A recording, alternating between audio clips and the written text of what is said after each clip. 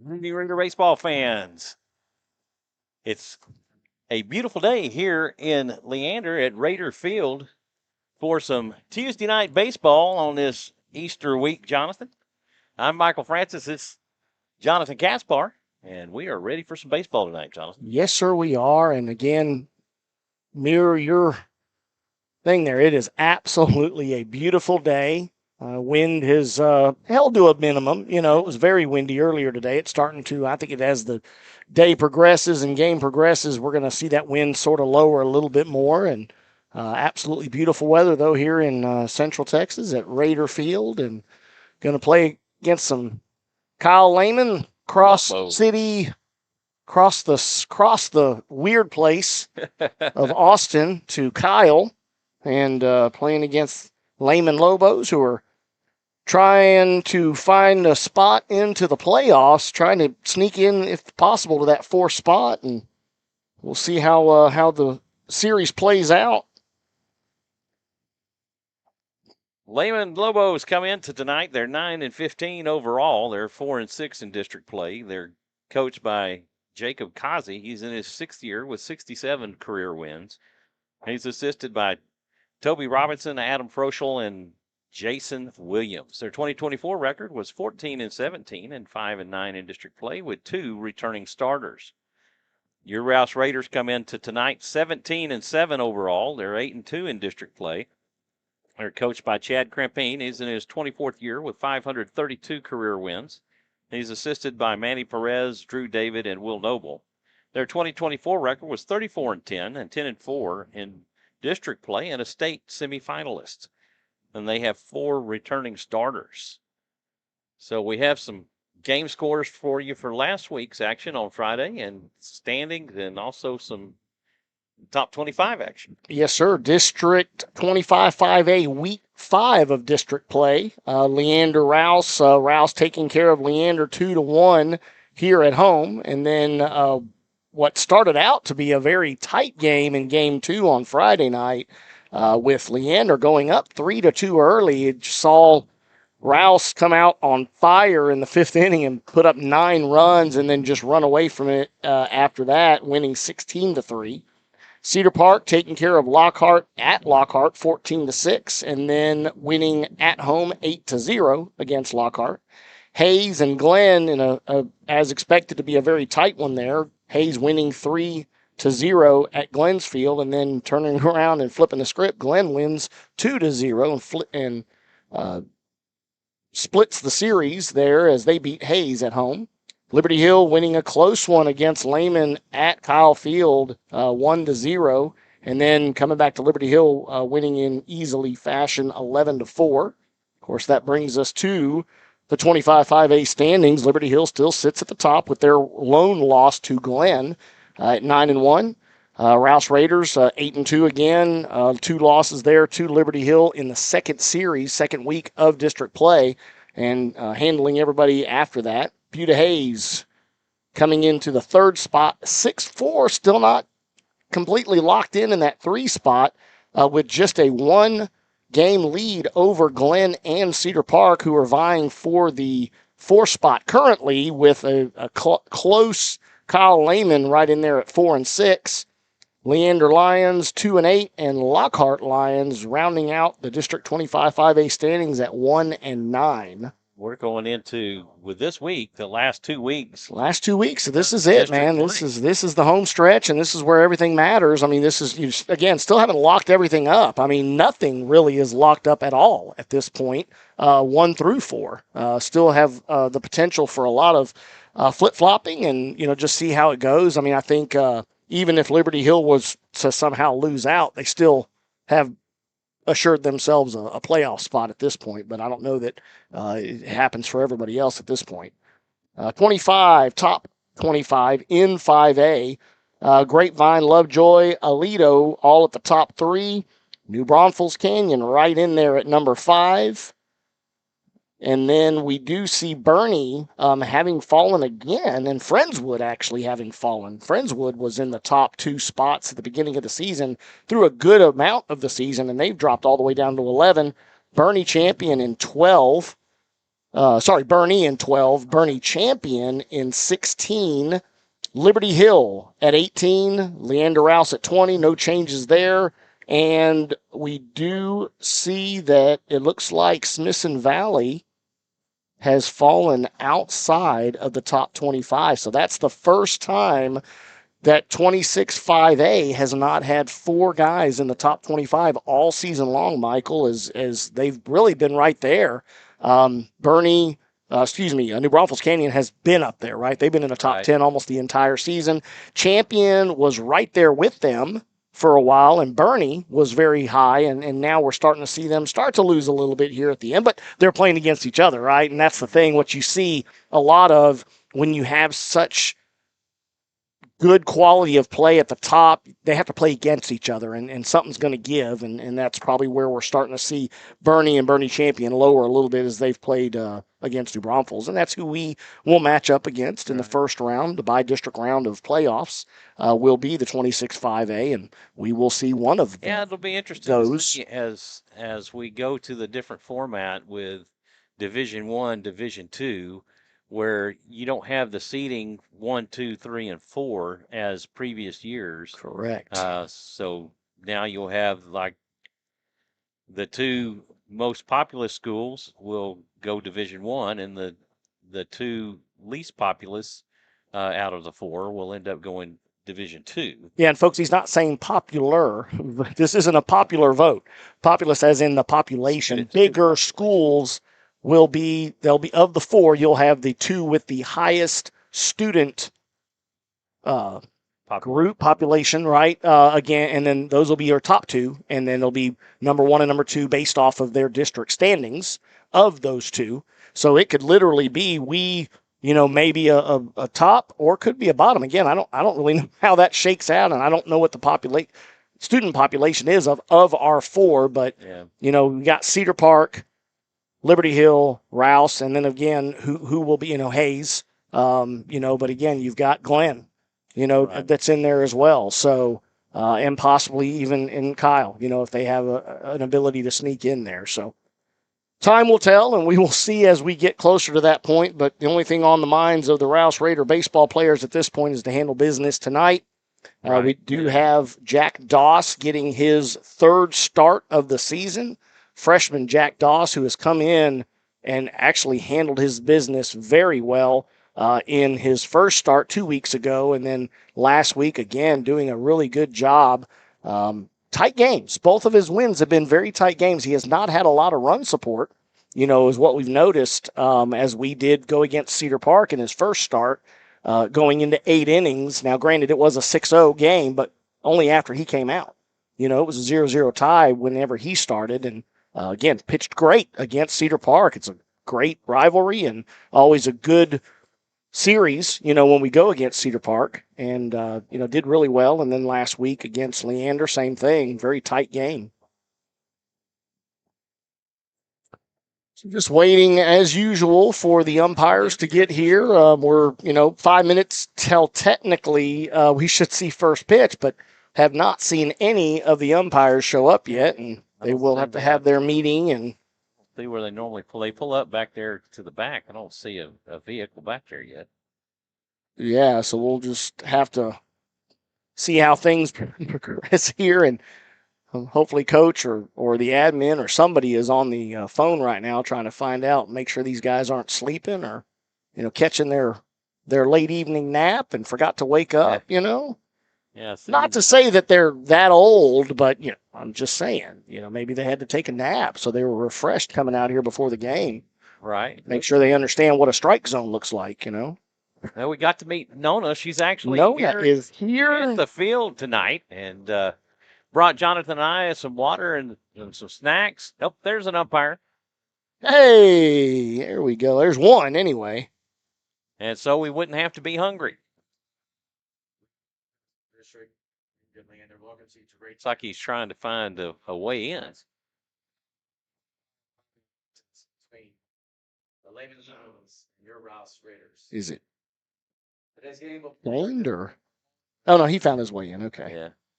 Through the what used to be the dirt area when we had to keep dirt here for the for the field to fill in spots and holes, with the washout. Yeah. Great thing of having turf field now. You can eliminate the mower that didn't really work and the same mower that you used to drag the field. And well, we got a rook on the PA tonight.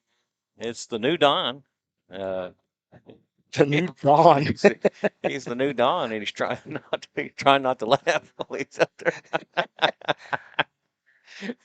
Jaime Caro. Jaime Caro. The dulcet tones of Jaime Caro on the PA here for the broadcast, for the fans in house, and he's already getting his feedback from the fans. Talk louder, man. We can't hear you. We need to hear some excitement in that voice. Yeah, Let's go. We could hear him over our headsets because we got the crowd mic out. Yeah, we took the crowd mic down, and while we're sitting here talking, and so we don't get a little override on top of our announcements. So Michelle and Sarah checking in, ready for a good game tonight. Let's go Raiders. I've moved camera 3, if for anybody that's keeping an eye on that here. Camera 3 used to always just be right behind second and third base, and unless your third baseman was playing even with the bag, you never really saw the guys in any defensive play. So I've taken out the batter's box, and I've moved the camera now to where we actually can see a lot more defensive plays in camera 3. So if anybody is liking that or has comments about that, I'd love to hear it if that's working. I'm trying to do my better job of getting in-game switching and getting recognition of those plays as they happen. Doing what I can. I'm a one-man guy over here. I don't have separate camera guys to be able to switch and control all of that. So I do get caught up and become a fan, and forget, oh yeah, they're still looking at the batter's box, and the play is actually already happening. So well, we have only one umpire so far, just the home plate umpire. Well, he's the most important guy because he's home plate. So I guess we'll see when the other guy gets here. But we have had a game go before with only one umpire. You just lose that field umpire, and yeah, and it's hard to really expect somebody else to come in, because most of the guys that are going to be here, extra people, are going to be Rouse Raider fans, and you don't really want to put yourself into that situation to create. Even if there's an agreement between coaches, I would think that they don't want to really create a scenario where somebody else is out there to help call outs. And looks like coach is actually trying to, they're trying to see if they can find an extra umpire. So coach is coming over to talk to maybe an admin. So. Okay. All right. Jaime's all over it. So we're going to be running a little late on tax day. I guess he had to stop by and drop. He had to pay his money in the mail before that midnight deadline. Well, it depends on how fast our home plate umpire is, man. He could call a ball or a strike and then run out there and watch a play as it occurs, at second or first. So it's always interesting trying to watch somebody call a game from behind the pitcher's mound. I don't know if you've ever had to do that, Michael, but that is difficult. No, we've had some fall games, we've had fall games where didn't have an umpire show up, and so bring in somebody from out of the field, the crowd or whatever to help call the game. And I've had to do that, and it's no easy task when you're trying to read a breaking pitch and did it catch a piece of the plate or not, and never is easy at all trying to satisfy and keep everybody happy out there, and it's never going to happen. So we've also made an adjustment to the scoreboard for those that are paying attention at home and have seen our broadcast before. Our scoreboard has always been in the lower right-hand corner, and we've moved it to the top left in hopes that keeps some of the plays that occur more in view. as we do have the new camera views that move around between infield and behind home plate and down the third base line, and like to try to get everybody to be able to see all the plays as they happen. So again, work in progress as usual. The maiden voyage of the 3-camera view this year has been, and hopefully we will be able to add. We've got enough room to add a 4th camera.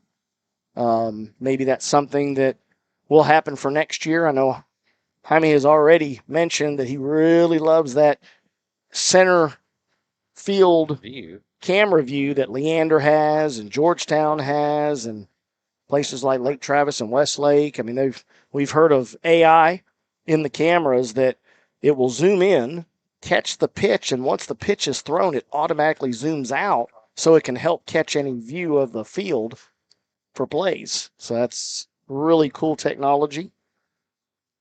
So Michelle says that she likes this position better. I'm not sure which one, the scoreboard or scoreboard or the infield view. Probably the scoreboard. So I moved it up in that left-hand corner and made it a little bit smaller. So Nona likes the new position as well, so we're good.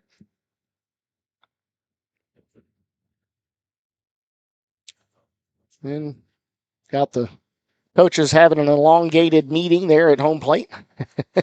Yeah, well, at least the other umpire, I don't think he has to gear up. Maybe he'll be in his clothes. Usually they get here and they'll change. Yes, sir. Out here, and then they'll make their way into the ballpark.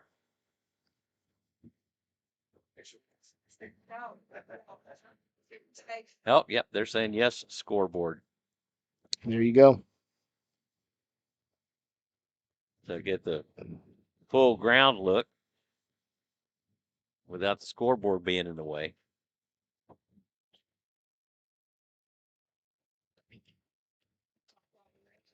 Yeah, a little bit of a change here in the wind. Wind is more out of the blowing out of the northeast, so it's northeast, blowing so straight away center. Yeah, and not across is what the norm is. It's blowing more directly in, while the flags are waving. Of course, not a super brisk wind, and then, of course, now they shift a little bit.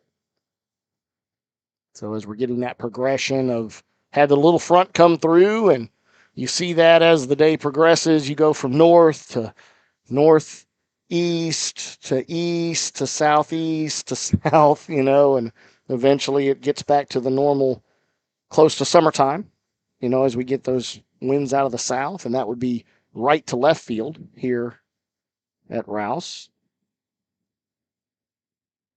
But it does feel good as it's blowing in the window, since we only have one operating window here in the press box.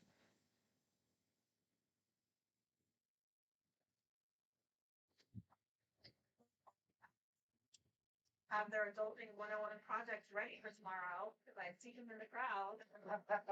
Uh-oh. We got teacher up here. She's not the scoreboard operator. She's a teacher, y'all. Watch out.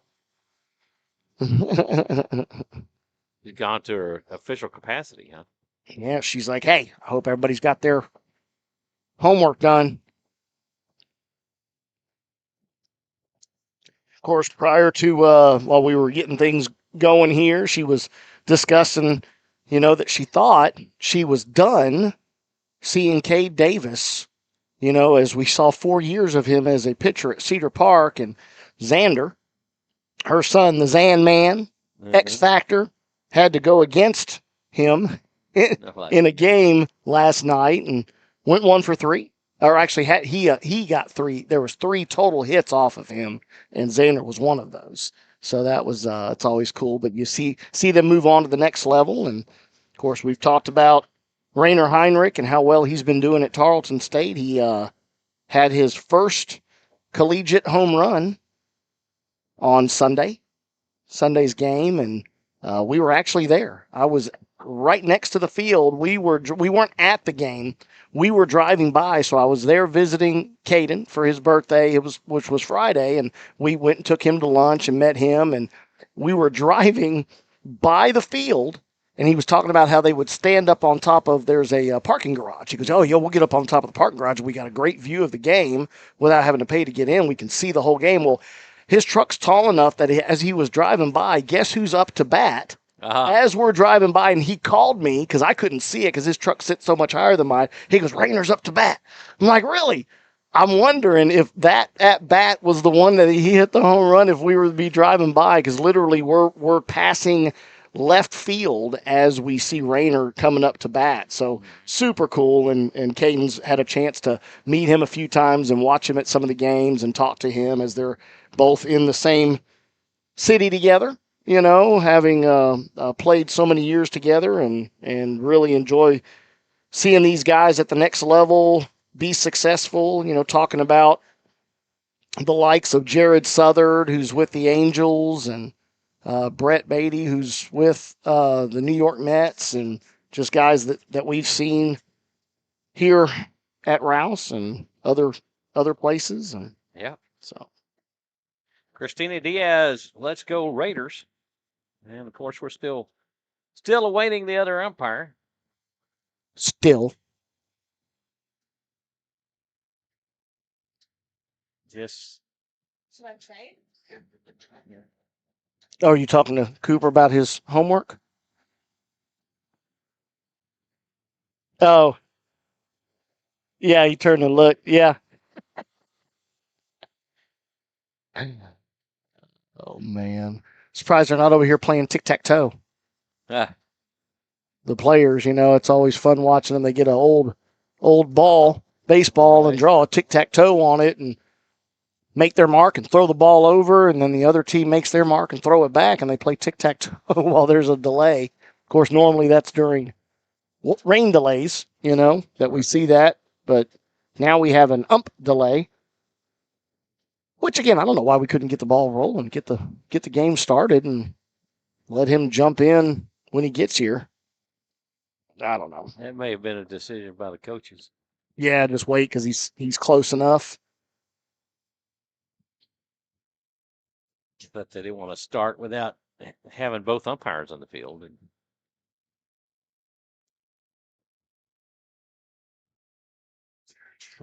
Stretching going on over here on the Kyle dugout, keeping their guys loose.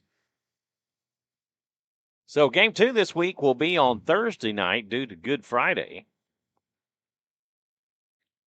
Yes, sir, and that will be at Lobos Field in Kyle. I think we're going to go ahead and get underway. Coach Crimp kind of gave the signal to go ahead and go.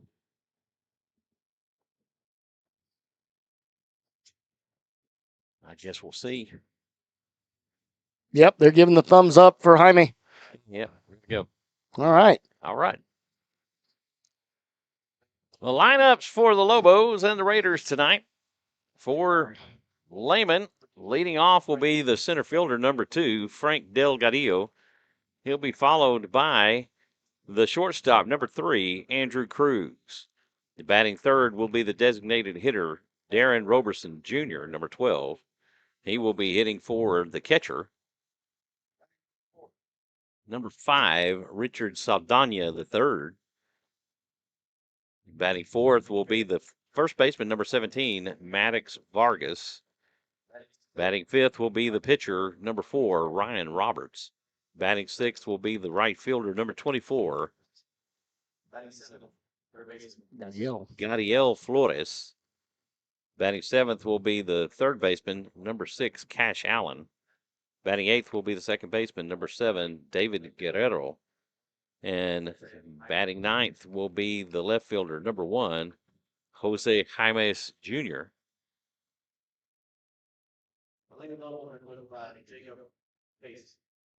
Kazi.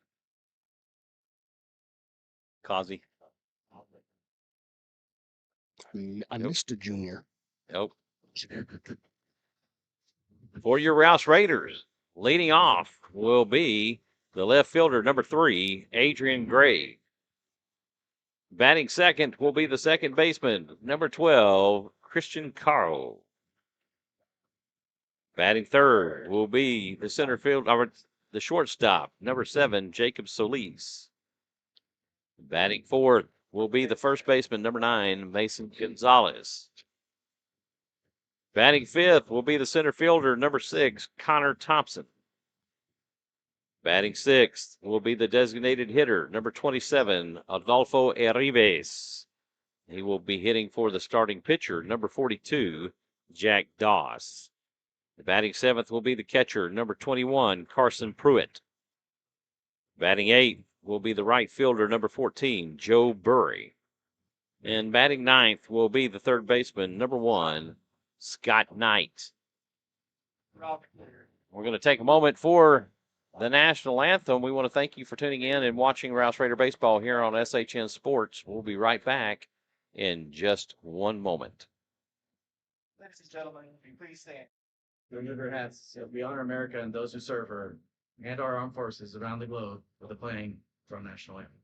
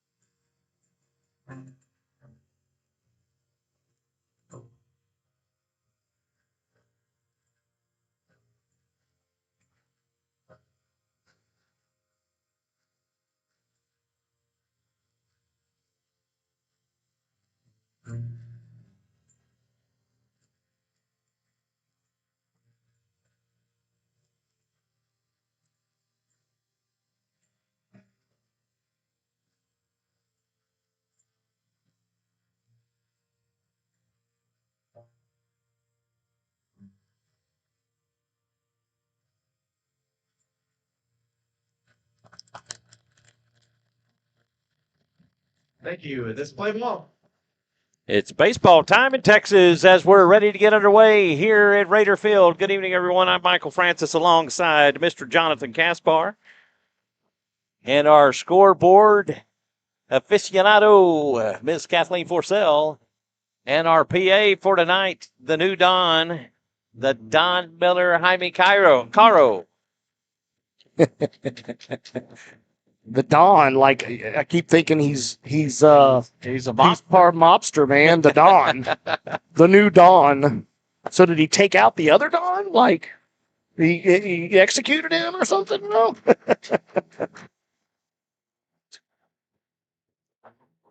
Defensively for the Raiders, on the mound, number 42, Jack Doss. Behind the plate, number 21, Carson Pruitt.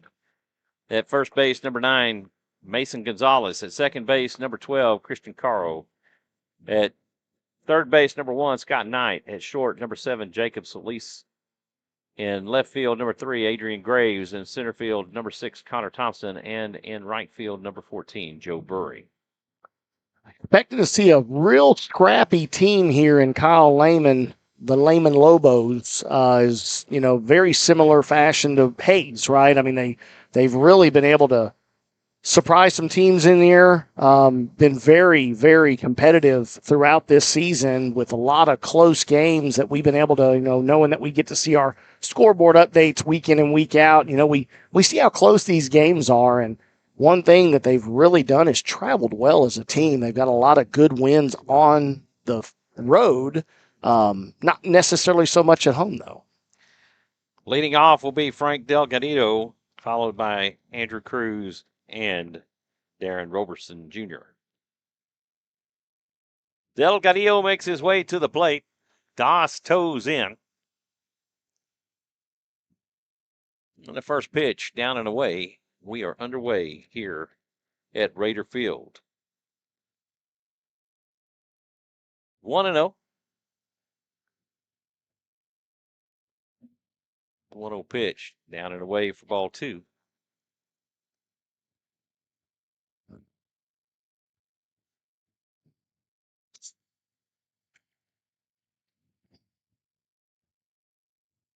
The 2-0. That is cut on and missed for strike 1, and the count goes 2-1. Yeah, wasting no time offering at that was Frank Delgadillo, trying to knock the cover off of it in one swing. 2-1. That's fouled back, and the count evens at 2.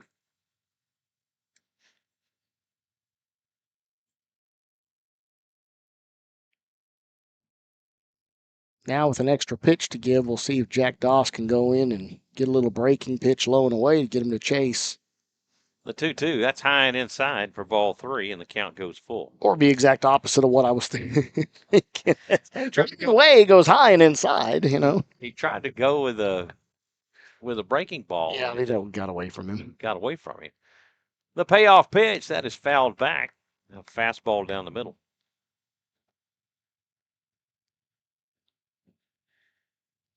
Yeah, Andrew one Cruz thing is helping out his on-deck fielding percentage. One thing Lehman has done over the years is, again, just as I mentioned earlier, just very scrappy, you know, staying at every at-bat. That was high and inside for ball 4. And Doss will issue a leadoff walk. So we get things underway. They always seem to be very disciplined, not really swinging a lot of junk, you know, and watching that ball and recognition of the pitch, and we'll see if that stays true. Cruz batting from the left side. Roberson on deck.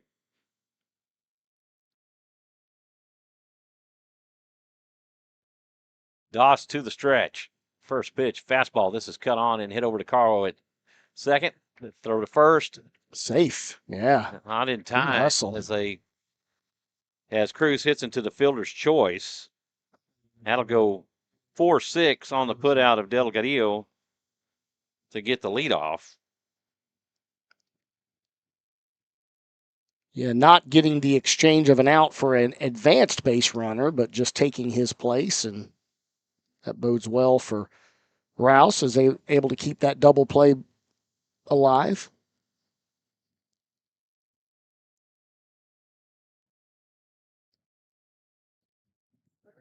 Oh, they're waiting. They're pausing and waiting for the field umpire. Hey, let's give a round of applause for the guy who decided to show up.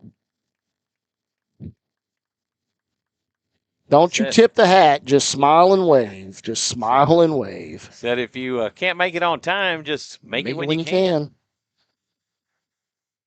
I've heard that a time or two from you there, Mr. Francis. Oh, that pitch gets the outside corner for strike 1. Great pitch there. Yeah, usually you might hear something like a day late and a dollar short.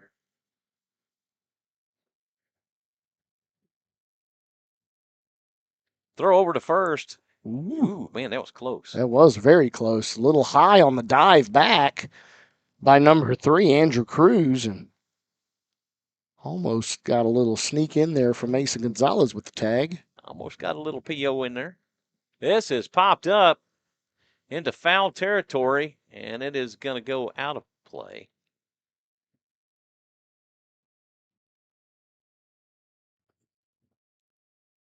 In a quick 0-2 hole is Darren Roberson, Jr. Now you got to look for something low and outside. Maybe something in the dirt or in the turf.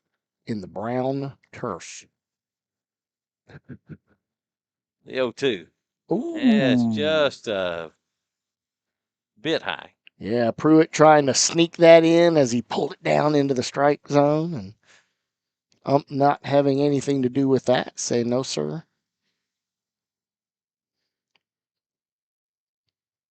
1-2. That is fouled back. Really like seeing that. Doss not scared at all to challenge these hitters as he's going right at him with that pitch, and go in for the Bob Uecker style. They go just a bit outside. Just ball 8, ball 12, ball 17. Ooh. My. Didn't bite on that one. Maybe Again, just a little bit outside. yeah, it was outside, no doubt. It was outside, but again, a great looking pitch, and Roberson not biting on that as he lets that one go by. Doss comes set. The throw over to Oh, first. got him in the pickle. Cruz is in the pickle. Great cover by Jack Doss, and got caught leaning on that one as Jack Doss spun and threw the ball back, and he got caught up. And so that went 1, 3, 6. 3-4. Nope. No, 4, right? Yeah, 3-4. It 3, was 4. Christian Caro covering. 1. 4-1. Yes, sir. Yep. Hold on. 1, 3, 4, 1. No. Joe Burry got caught. And that went over the fence. Throw your hands up, Burry. Throw your hands up. That's a ground rule double. He would have been still running, but Burry coming in on that and then recognizing, that's not a low hit ball, as it carried considerably further as Burry turned and ran. And of course, with most times when you have a turf field, very bouncy. And that is exactly what happened, as that ball bounced easily up over the right field wall. That'll bring up the first baseman, number 17, Maddox Vargas. Another big guy. Roberson, the designated hitter, and Maddox Vargas, both very big guys here, batting from the right side. First pitch in for a strike.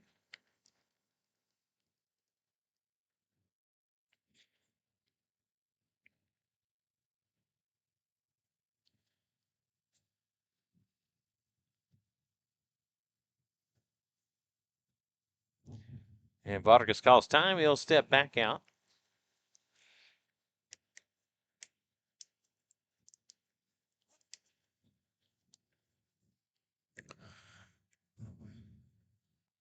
That pitch gets the outside corner for strike 2. 0-2. Man, I'd live in that spot right there, as that is just nasty. Just barely catching a little bit of the corner as it peels away from the right-handed batter. Roberts on deck.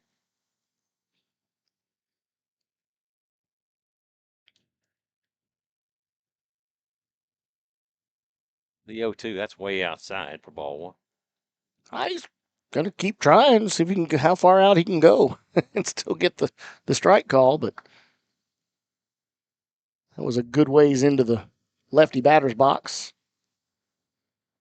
And Pruitt's going to call time and make a trip out to the mound to talk to Doss. Let's make sure they're on the same page. Raiders in their home whites, all whites with the Vegas gold writing. Bordered in black. Bordered in black with a black pipe on the pants, and the Lehman Lobos in their silver pants and royal blue tops. Oh, that gray. That pitch high. Silver, gray, silver, light gray. Gray for silver would be shiny, right? Yeah, I guess so. Deuce is wild for Vargas. Doss will step off and I guess wants to have he's go through the lineup again. Back out. Yeah, maybe. Said you're good. You could throw that pitch. It's okay. That's what Coach told me to call.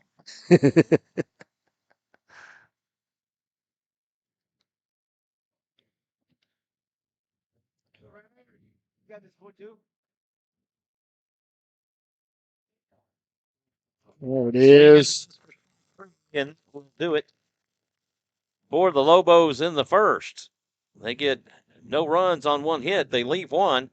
After one half, we're scoreless here at Raider Field. Due up for the Raiders, Graves, Caro, and Solis. Defensively for the Lobos, on the mound, number 4, Ryan Roberts. Behind the plate, number 5, Richard Saldana III. At first base, number 17, Maddox Vargas. At second base, number 7, David Guerrero. At third base, number 6, Cash Allen. At short, number 3, Andrew Cruz. In left field, number 1, Jose Jaimes Jr. In center field, number 2, Frank Delgadillo. And in right field, number 24, Gadiel Flores.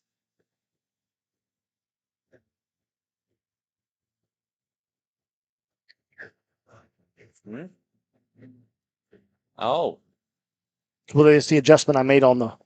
right. Okay. I think I saw enough of them that I figured I'd throw it out there and give recognition to that, but because they had so many. Frank Delgadillo Jr. Yep. They got 3 juniors and a third on the squad, so. 2 deuces and a tray. That's right. And that breeze just feels really good Yes, it does. coming in through this center window. Of course, we got the Stones going behind us. But man, you just got to love baseball. Yes, you do. It's especially days like this. I mean, just beautiful, beautiful weather. The breeze, as I mentioned, is starting to lower just a little bit. The shadows are getting longer as the sun starts to drop behind us, and getting below the what very small clouds there are, and only a few clouds, but I don't know that there's many out to the west. Human body detected. Ah, it's the front camera. You got one of those ring cameras? No, it's a different one, but it alerts me. And of course, sitting on the corner lot like we do, there's so much people walking their dogs and just walking in general. So that thing's going off all the time. And that's what it says, human body. All right. I'm like, wow, is somebody die in my front yard? Like there's a human body detected. Adrian Graves makes his way to the plate. Ryan Roberts on the mound. Roberts from the stretch. First pitch in for a strike. Rainer Heinrich would have been all over that. Nice. He was always. Yeah, no, always. He would swing on a first pitch strike. Well, that was his home run. Yeah. Again, over the middle for strike 2. And not only was it his first home run, but it was a grand slam. Well, there wasn't. No, he had 2 home runs. He had a home run and a grand slam. Oh, okay. Sorry. That was. The 0-2. This is line to short. And what a play by Cruz as he leaps and makes the catch. That was almost over his outstretched arms. Yeah, I couldn't even react fast enough. That was hit so hard off the bat. I didn't even get to make the switch there on the camera feed.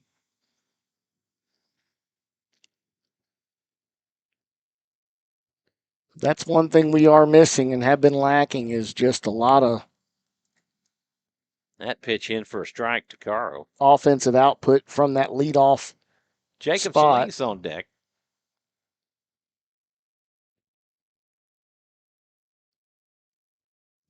The 0-1. This is hit over to short. Cruz has it. The throw to first in time, and that will do it for Caro.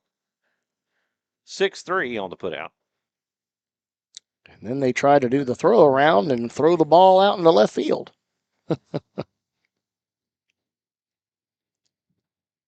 That's only the 4th pitch. The 5th pitch for Roberts in this inning.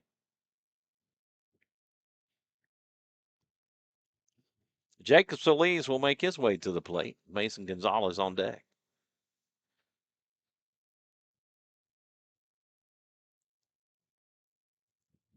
Pitch down the middle for strike 1. Yeah, first pitch strike on all 3 batters that Ryan Roberts has faced thus far. Pitch low for ball 1.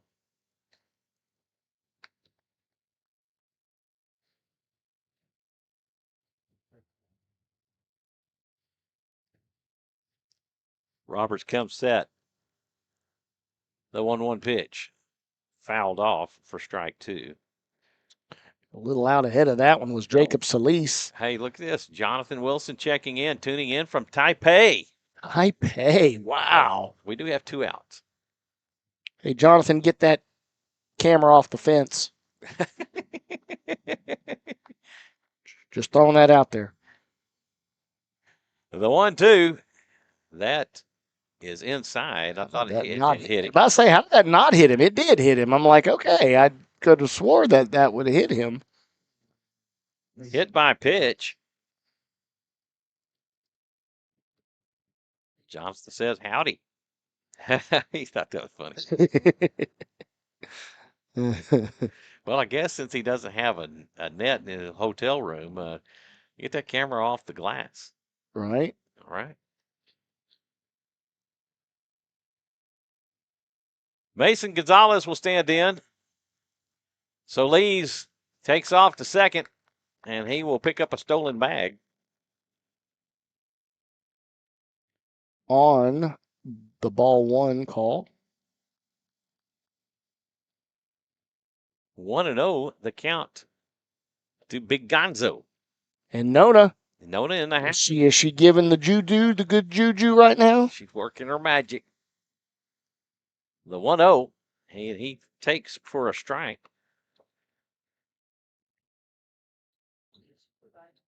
He says, I'm causing problems everywhere I go. Hey, don't cause problems over there. You may not be able to make it back home. Oh, yeah, don't do that. Don't do that.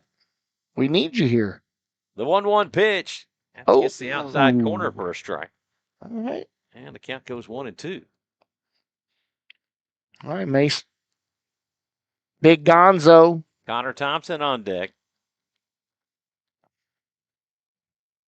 The 1-2 pitch. This is there. Back in the middle. Gosh, defensive, great position. Got a tip of the glove on it to slow it down, and Cruz was able to get to it. That will go 6-3.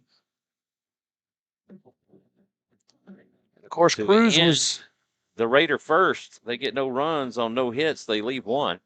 Cruz was already covering second on the possible pit, as with Solis being there, and that put him perfect position where he really didn't have to move with a great shot up the middle. And right. Sarah said Nona's juju wouldn't work. That's correct. Now, it did. He hit that ball very hard. It just happened to be right at somebody, and it's got slowed down by the tip of Robert's glove. Yeah, it's one of those things. When you hit a ball that hard, I don't really want to see anything change. It just means you're seeing the ball very well and making good contact, and those balls will fall if you just continue to keep hitting them like that. Due up for the Lobos in the second, Roberts, Flores, and Allen. Jack Doss back out on the mound to pitch the second for the Raiders. Of course, talking to Coach Perez before the game, and he's just like, man, I can't playing some music. I'm not sure what song that was. It almost sounded like K-pop music. Harry Styles? Harry Styles. I was like, girls, a lot of him. It's going to be some Willie Nelson. Ainsley big on Harry Styles there, Jonathan? No. The first pitch to Roberts in for a strike.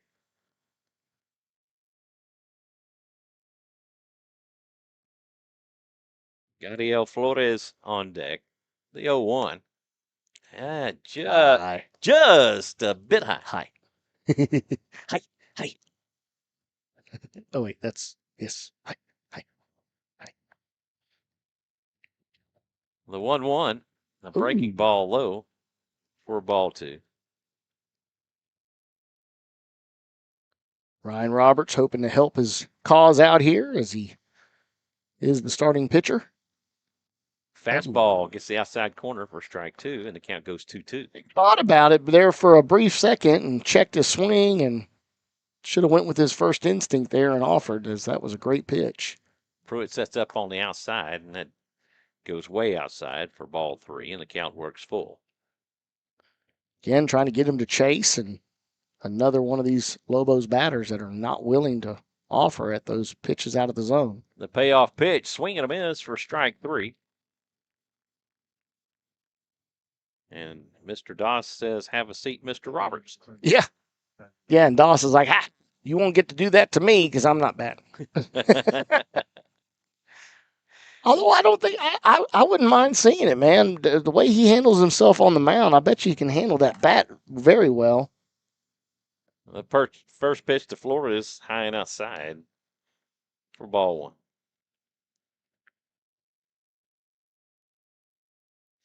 Cash Allen on deck.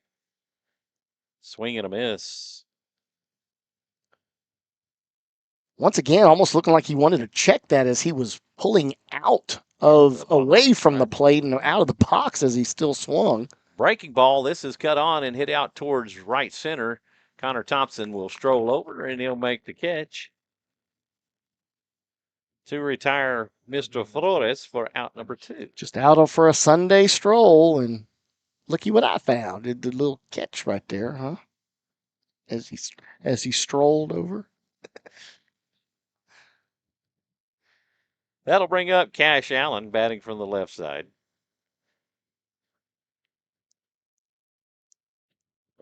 That is fouled off for strike 1.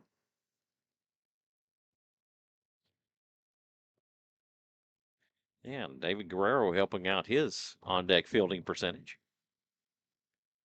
We have a drummer in the house.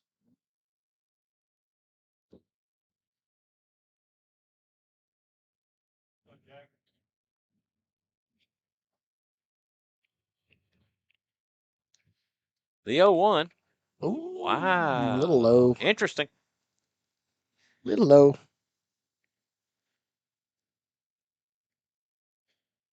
Pick that one up off the brown turf. The 1-1. That is fouled back and out of play for strike 2. 1-2. Again, we want to thank everybody for tuning in and watching Rouse Raider Baseball here on SHN Sports. I'm Michael Francis. He's Jonathan Kaspar. Be sure to hit that like and subscribe button. And if you want to be notified, swing and a miss for strike 3. Shut them down. And they retire the side in order. On to the bottom we go.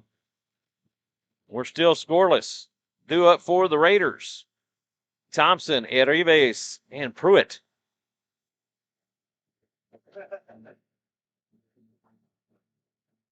Shadows growing long here at Raider Field. It's Kathleen Forcell and her chemo curls. Got it going on. I like that. Chemo curls. I like that. That's a Norma didn't have chemo curls. She had chemo wave. wave. She had chemo wavy. So they say sometimes your hair will come in red or it'll come in really curly after your hair comes back from chemo. Ain't nothing wrong with red. I still got a few red roots in there that aren't turned gray yet. Yeah. You know, in the beard, in the goatee. Well, and my hair is just, you know, I don't cut it for baseball. And I let it grow long. Just kind of a superstition thing, I guess. I'm not superstitious at all. And I know can't do that the fact that I don't cut my hair really doesn't have anything to do with how these boys play ball or not. It's just that it's just a thing, right? We've been doing that for the last several years. We've been playing pretty darn good. So, you know, maybe it is, you know. Samson. Yeah, maybe. Well, okay. And my bald head, right? Well, that I don't wear. I don't wear. Typically, don't wear opposing team colors. This is cut on and hit foul down the third base. What? Coach fielded that? A ball. No way. Helping out his coach's box fielding percentage. And That not even in the box. Never happens. He runs from him. He just walks out of the way and lets him roll all the way to the fence. The 0-1, that's in the turf for ball 1, and that will even things up. Uh-oh. Adolfo Uribe No. takes a knock. Well, the catcher Takes a got knock. it. Catcher got it. Sorry. He could have got over there. He should have darted for it. He should have ran. And run him over. The 1-1 pitch. This is hit back up towards second. That is played by the second baseman and not in time. David Guerrero, as it hopped his glove, or he will reach on the error. Yeah, he went to backhand that, and just as he did, the ball jumped just high enough to hit the heel and climb up his arm. 7 errors? Wow. Kathleen. I just missed one.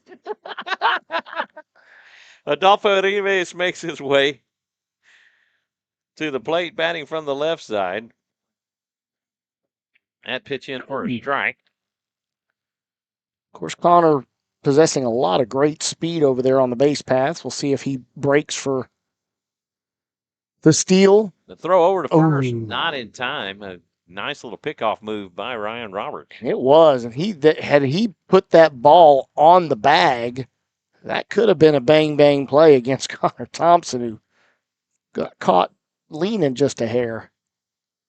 Again, the throw over to first. That one, he goes in the turf. And he still had to crawl his way back, though. I don't know that we'll see him get as far away as he has been the last couple of times here. Yeah, Roberts comes set. That pitch down and away for ball 1. That will even things up. Sarah, go Raiders.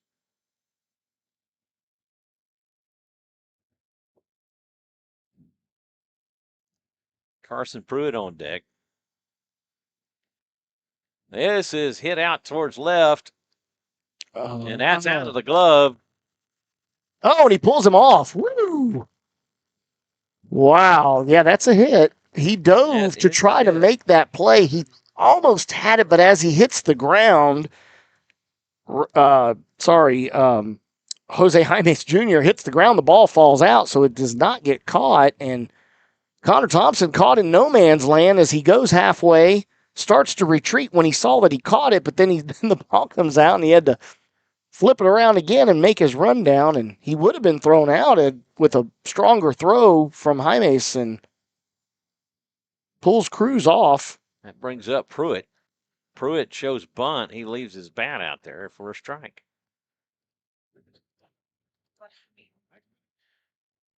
2 on with nobody out here in the top of the second. No score as of yet. Come on, Pruitt. Let's see something here, kid. Joe Burry on deck.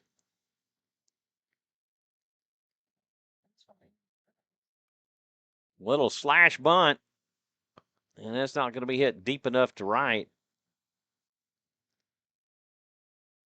Yeah. Heard Coach from up here on that one as he's like, let's give him a chance to get it on the ground, right? Right. And just no opportunity to advance the runners as they look to get something on the ground. And Joe Burry makes his way to the plate. 1 away with 2 on. Scott Knight on deck. That pitch high for ball 1.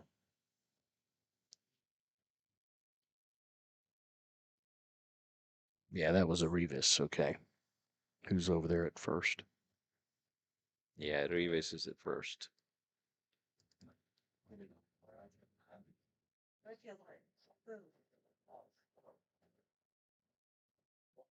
The 1-0 from Roberts. This is hit high and foul for a long strike. And the count will leave it at 1. Yeah, out there in no man's land again. Very, very wide foul territory here on both first and third base side here at Raider Field, and probably one of the widest and biggest fields, period. Not only just depth, but just the amount of foul territory that we have. Yeah, for better or for worse. I mean, if you got speed out there in the outfield, it definitely lends to potentially more outs. The 1-1. This is popped up and that one's in play. playable, and Vargas makes the catch, and that will do it. Get the first two batters on with no outs here and not able to advance either one of them on the last two batters as they've hit simple little pop flies right at fielders. And just like that, we got two outs with two on. That will bring up Scott Knight. Adrian Graves on deck. Roberts comes set. First pitch. This is hit back up the middle, and this will be a force at second on the fielder's choice.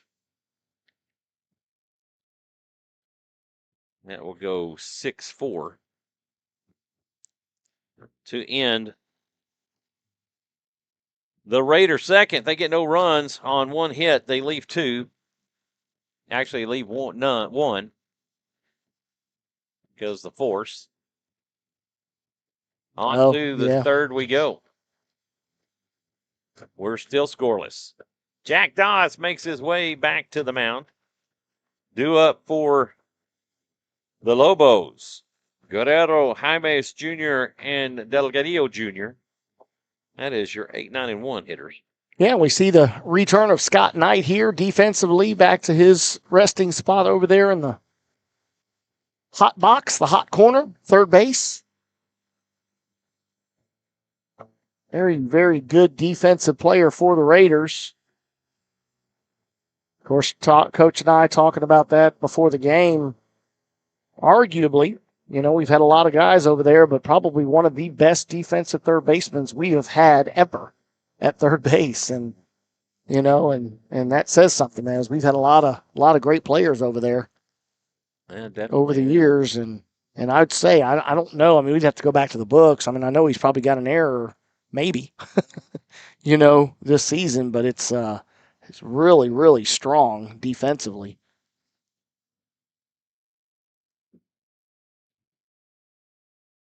Guerrero makes his way to the plate for his first at-bat of the night, or his first appearance, at any rate.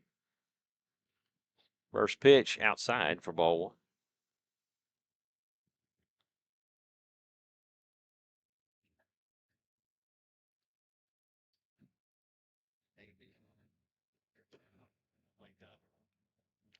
one. Guerrero lays down the bunt, and it'll be played by Dawes. Trying to sneak one in there with a bunt to get a base hit, and just way too strong on that as it's right back at Dawes and able to field it easily and get the out. That'll bring up Jose Jaimes Jr.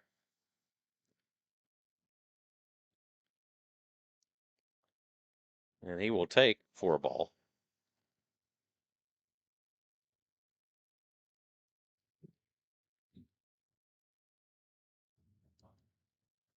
The 1-0. He bunts this one foul. One looking to try to get the get on with defense sleeping by virtue of a bunt. Yeah, and I mean, again, that's one thing that Coach was always, and a lot of coaches, if you're third baseman's going to play deep, right? And if you got a decent amount of speed, you can lay a bunt down the third base line and beat it almost every time. Swing and a miss on a changeup. Yeah, way out in front on that one. I had to take the point. That was high. The 1-2, fastball for strike three. Swung on and missed. 2 away for Frank Delgadillo Jr. Back to the top of the lineup here for the Lobos.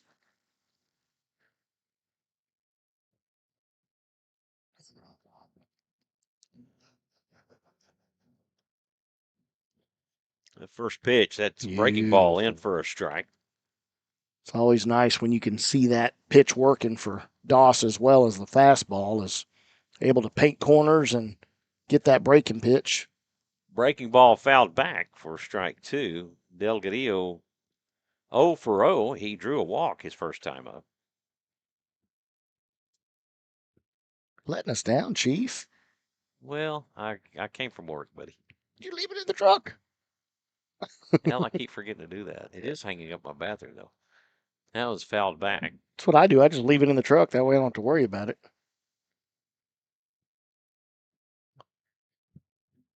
Nobody on with 2 outs here in the top of the third. We're still scoreless. Of course, folks at home, I'm talking about our press box jerseys. The 0-2, a breaking ball. This is hit out towards center. Connor Thompson comes in on it. He makes the catch, and that will do it for the Lobo third. They go in order again. You know, our jerseys, a great idea of Miss Kathleen Forsell. That was a 9-pitch inning. Yeah, 13 the second inning, 9 pitch that inning. So, but yeah, getting our support of the team, and as we've had Dawn and Kathleen and Michael and myself, in here, and Kathleen and I both have ours on. Well, I wore this in honor of Jaime because Jaime doesn't have one. So. Oh, there it is. There it is. Didn't want him feeling left out, Yeah, I'm wearing this in honor of the new Dawn. I mean, the old Dawn could have given the new Dawn use of the jersey for the, because he would be the voice is you, and then the stadium, or what is it, stadium voice? Yeah. They should have went with PA. No, then they might think something bad about that. No, that's PDA.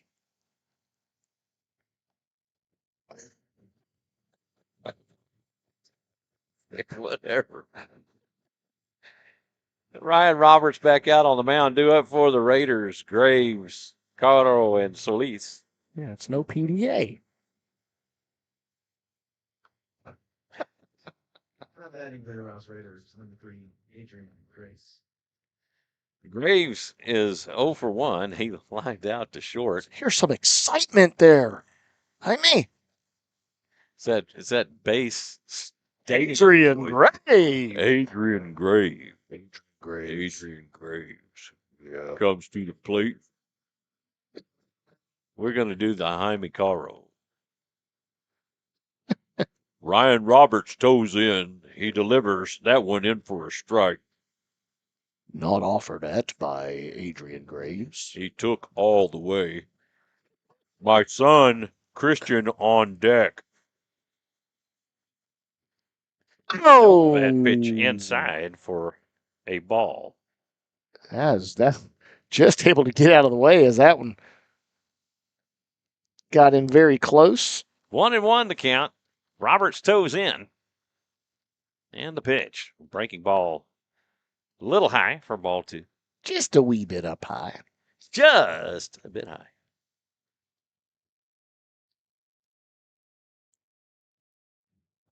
I did tell you my son Christian's on deck, right?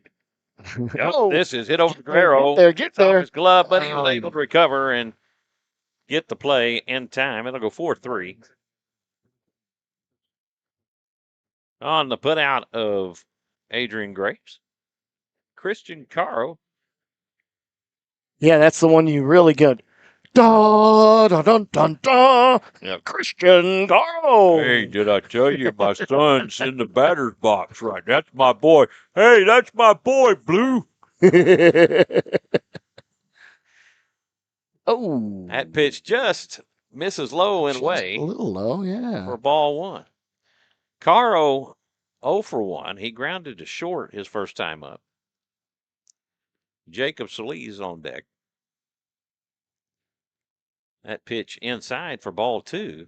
Tell you what, they look pretty good, but evidently he's not liking that inside-outside combination right there. Right. I mean, which I love to see, right? I mean, ultimately you want to umpire. It's going to give it one direction, not both ways, right?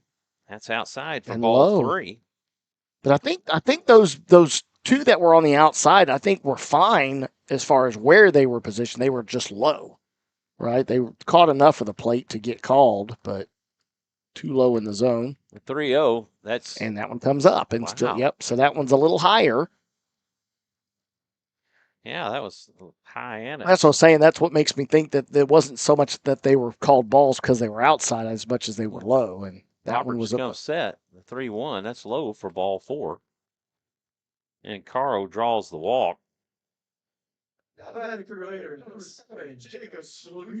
There we go. Hey! Look at that. More Now excitement. Like it. Now I got to step up my game. Number 7, Jacob Solis makes his way to the plate. Jacob. Thank you, everybody. Behind me, Cairo. We want to thank you for tuning in and watching Rouse Raider baseball here on SHN Sports. Oh, look at that. He goes to the backstop. Oh, no. Oh, He got him. Yeah. He got his hand.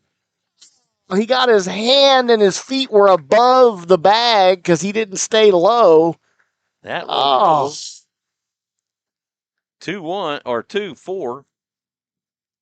Yeah, but again, the pitch was well away and should have been no-brainer to get to second, but the ball bounces hard all the way back to Saldana, who great arm and great throw. Maybe you need to go back to your monotone. That pitch sails high for ball 2. Gosh. Great opportunity there to get a runner in scoring position with the wild pitch and Well, just carrying back to automatic ball return, yeah. This is hit deep to left, but Jaimes Jr. able to get to it in time. Enough and that wind. will do it. The Raiders go in order in the 3rd. After 3 complete, we're scoreless here at Raider Field. Yeah, just, sending that up. But again, there's still just enough of a breeze to knock that ball down, even though it was hit very well off the bat of Jacob Solis. And again, not expecting any defensive changes here. Due up for the Lobos, Cruz, Roberson, and Vargas. Jack Doss makes his way back out to the mound. Jack Doss back out on the mound, Jonathan. Yes, he is for his 4th inning of work. And we got Carson Pruitt. Carson Pruitt behind the plate. It's going to be a fantastic inning. Raiders are going to get through here, 3 up, 3 down, and get out of this inning. And they will see the bottom half of the 4. 2, 3, and 4 batters coming up for the Lobos.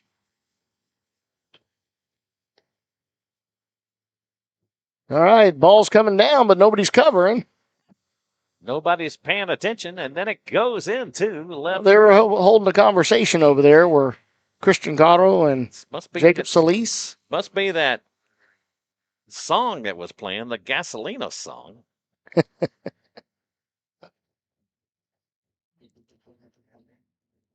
Cruz makes his way. He hit into a fielder's choice, his first at bat.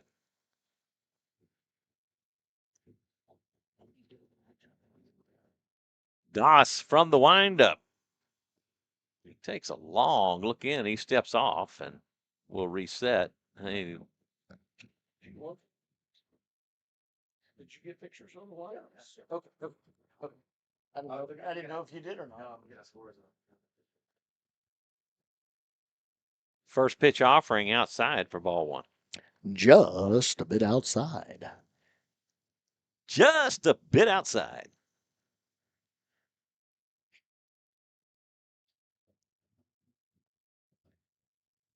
Pitch outside as well. First ball 2.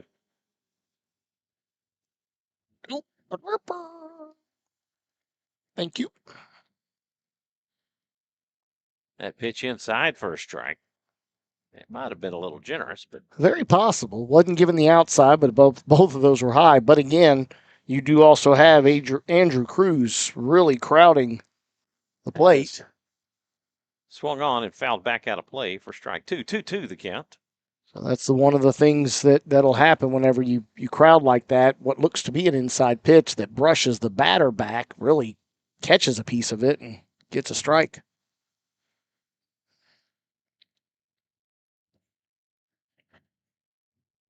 Umpire ushering the Lobo players back into the dugout. The 2-2. That is fouled off as he just gets a piece of just it. staying alive, trying to ruin a good pitch, and he was able to get a piece of it and stay alive. Helping out his on-deck fielding percentage. So we've got 3 juniors in the lineup. 3 juniors and a tray. So 3 deuces and a tray. I think I said 2 deuces earlier. That's an This is a infield. high infield fly. Solis calls it. Oh, He no, makes couldn't. the catch, and that will do it for Cruz. Of course, with that high hit, I did bounce it over just to see if we could see Jacob Solis in the camera view of the third base, not quite on my infield view. So I bounced back to the That'll bring up primary. Darren Roberson Jr. He had a stand-up double, actually a ground rule double. Yeah, a shot there to right field. And he will take for a strike. Of course, immediately we see Joe Burry scoot back just a couple of steps here this time, so as to be able to keep the ball in front of him. Breaking ball cut on and missed for strike 2. What a beautiful pitch. Yes, it was. I mean, he was nowhere close to making contact with that as swings and comes up big time empty. 0-2 the count. Pruitt sets up on the outside and way far outside, not a noose enough to induce a swing out of Roberson. Maddox Vargas on deck. That is fouled back. Yeah, Darren Roberson Jr. definitely somebody looks like you want to stay away from the inside.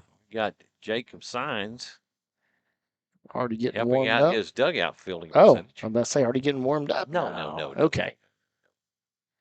He was helping out his dugout fielding percentage. This is fouled back and out of play. Out of play.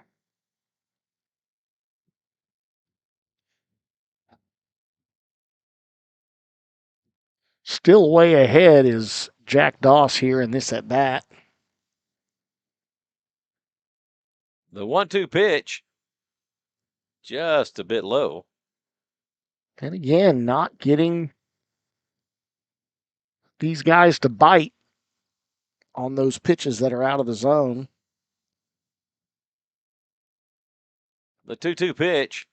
Woo! Catches, Yeah. he's looking. Gets the outside corner for strike 3. Well, he knew it. He just immediately, when it hit the glove, he's like, oh, no. That is the 5th punch out for Doss. Really? 5th through 4 innings. Nice. That will bring up Maddox Vargas. Vargas struck out back in the 1st to end the inning. That pitch down and away for ball 1. Yeah, one thing we have not seen a bunch of is, getting that Andrew Kit Hill 10, 11 strikeouts in a game, or the Colby Diaz, Oscar Salazar, Andrew Kittle, swing and a miss for strike 1. Can't forget Andrew Kittle. Mr. Kithill. The 1-1, that's high for ball 2. Of course, you always go back to that 14-inning marathon in the regional final against Dripping Spring. 7 innings pitched by Andrew Kithill, and 8 7 innings pitched by Colby Diaz. Yeah. A swing and a miss for strike 2.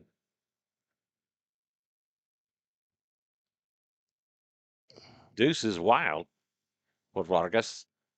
This is cut on and hit out to shallow right field. Caro underneath it. He'll make the catch, and that will do it for the Lobos in the 4th. They go in order for the 3rd straight inning. After 3.5, we're still scoreless here in Leander. Due up for the Raiders, Gonzalez, Thompson, and Arribes.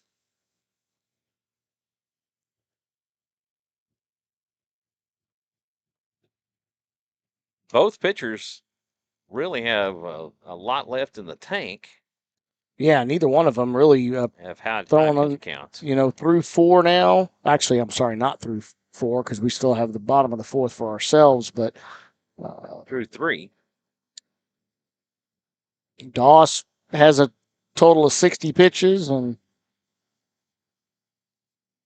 Roberts 37. Granted, Roberts still has this inning to pitch, so very, very low pitch count for Roberts thus far. That's a case of Doss just not giving up any walks or anything like that. It's just they're fouling off a lot of pitches at their at bats. So I mean, because you look at my marks on there, he's not going deep. He just gets them into quick 0-2 counts, and then they're fouling off. Yeah, exactly. Yep. And again, just they've always been that, and the end of the season results don't necessarily show that, but very scrappy, very good hitters, very well disciplined.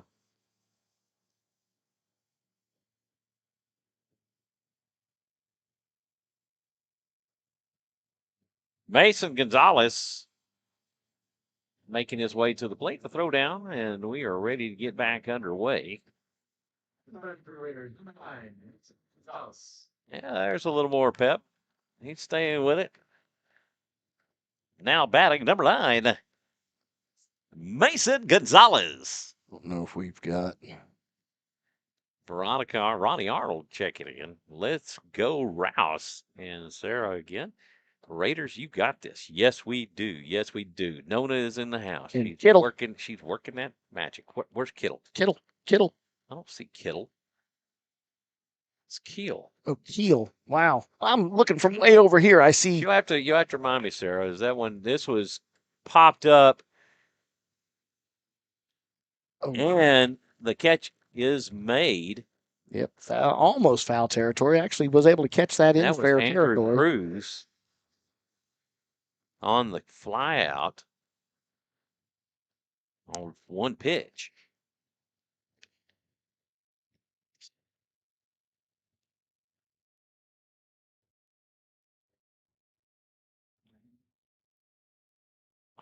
Yeah, covering a lot of ground there, but the ball just staying hit high enough to allow him time to get over to that ball. Thompson fouls this one off for strike 1.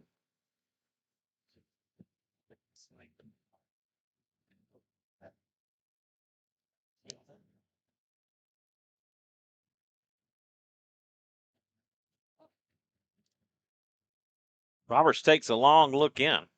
He comes set. The 0-1. That is spike that one in the turf and to the backstop for ball 1. Don't know if that deflected off the front of the base or off of the wild pitch action going there. Off of the foot of the catcher Saldana. 1-1 the count. The pitch. That's low for a ball. 2-1. It can't be. No, 2-1. Yeah, because he'd fouled out. It did sound like he said 3-0, but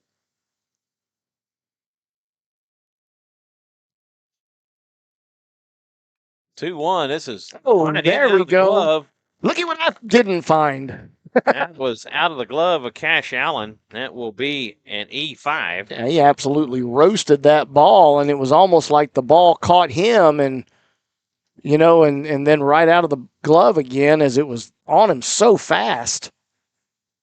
Absolute rocket shot that I didn't get to move those really hard hit fast. That'll bring up Adolfo Arribas. 1-for-1 with a single. He will take for ball 1. Carson Pruitt on deck.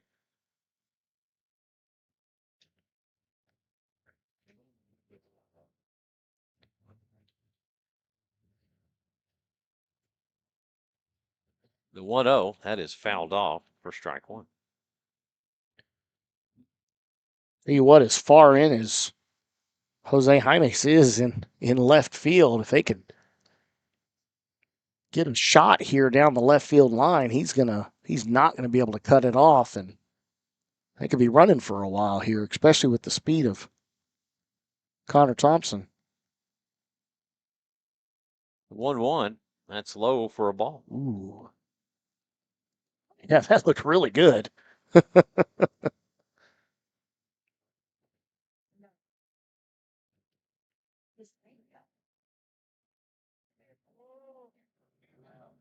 Thompson extends his lead at first.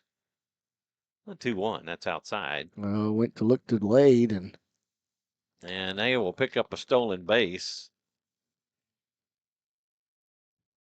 As the throw went to the left side of the bag, pulling a Cruz away from it and got by him. Go by. 3-1 the count to Arribes. anything out in the outfield potentially does bring Connor Thompson home. Swing and a miss for strike 2. He's okay. He's got another to give. Good swing. Just came up empty on that one.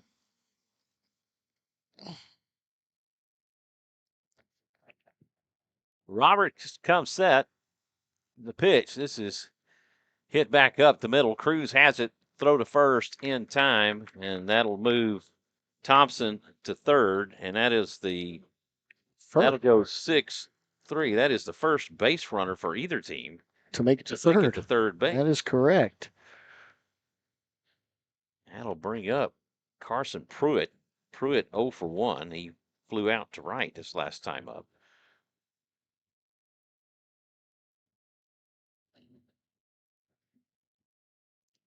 Joe Burry on deck. Roberts comes set. The first pitch misses inside for ball 1. A little high, a little inside there.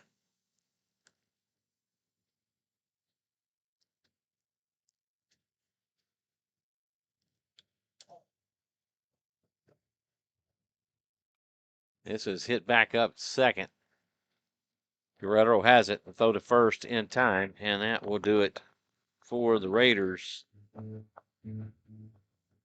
That will go 4-3 to end the Raider fourth. They get no runs on no hits. They leave one. After 4 complete, we're still scoreless. Yeah, and again, that brings the pitch count. Now that we have 4 complete, Doss is at 60 total pitches, and Roberts at 40 or at 50. So very low. And then, of course, if you look there, Doss 4 total innings, allowing only 1 hit, 5 strikeouts, and 1 walk. On the flip side, Ryan Roberts, 1 hit, no strikeouts, 1 walk. Due up for the Lobos, Roberts, Flores, and Allen. Of course, both of them having a very good strike-to-pitch ratio. Each only throwing 10 balls. Or actually, 20 from Doss, 10 from Sarah liked her choice of music, Kathleen. Yeah, she can hear it in the background. Jonathan and I have got to talk over it. So yeah, we got to rung up for a copy. We do have to keep that, and if we hit a little downtime or what have you, then I have a tendency to go ahead and flip the switch there and turn that off. And right. So when you just run out of things to say, sometimes that can happen. It just depends on how much excitement's going on in the game, and we've not had the extracurricular activities that we have had on a few of these games with some of the folks in the stands or coaches, as we did Friday night at Leander. Roberts makes his way to the plate. He's 0 for 1 with a strikeout, and he will take for a strike.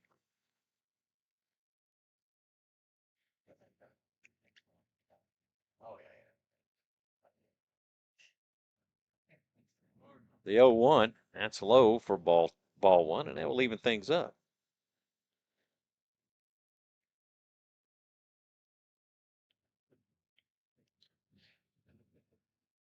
One is fouled off for strike two.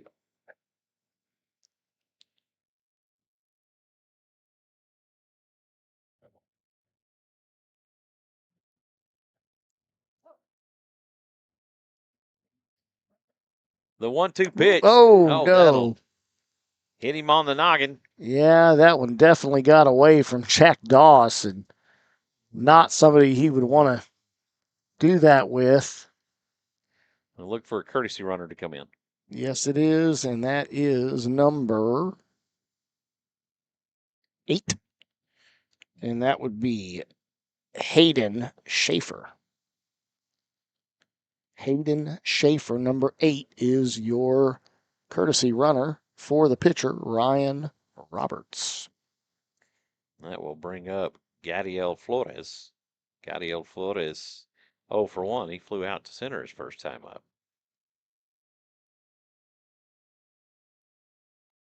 That pitch misses outside for ball one.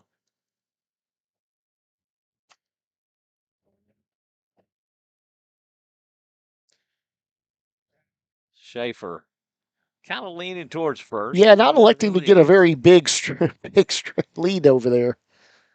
Throw over to first, not in time. And that would be the reason why is the quick snap throw back down there to first to see if they could get him leaning. And Doss is like, I put him on. I got to get him on. Yeah, he does. I got to get him off that bag. I got to catch him leaning. That will be a strike as Flores stabs at it. And he tried to stick with that, laid down the bunt the entire way through, even though that ball was high. It was not a hit and run, though, that put on, and that's really when you normally would see that, right? If there's a hit and run, that no matter what, they have got to try to get that ball down and in play. And Doss comes set. The 1-1 again. Strike two. Yeah, and there immediately coach is right on him about, dude, stay down on the ball. You've got to, running away and moving the bat around is never going to be an effective way to lay a bunt down. There's no way he's going to do it now. Swing and a miss. And then he swings and misses. He chases one way outside. Yeah, exactly right. And just a very ineffective at bat there. That will bring up Cash Allen. He's 0 for 1 with a strikeout.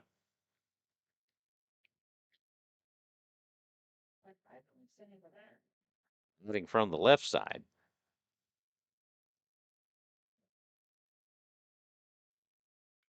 That is cut on and hit over to second. Cotto has it to throw to first. Yeah, and will be in time. Rightfully so. Caro doing 4-3 for out number 2, and that will bring up David Guerrero. Guerrero hit it back to Doss. Yeah, as he tried to go with a leadoff bunt and just tapped it a little too hard. Yeah, Caro not having an opportunity there as the ball took him all the way towards first base and not having any opportunity to turn and try to get the double play. So doing the correct thing defensively and going ahead and getting that lead runner and getting the second out as opposed to forcing a bad throw and not walking away with an out. So Jose Jaimes Jr. on deck. That pitch hits the outside corner for a strike. Breaking pitch working very well for Jack Doss this evening thus far.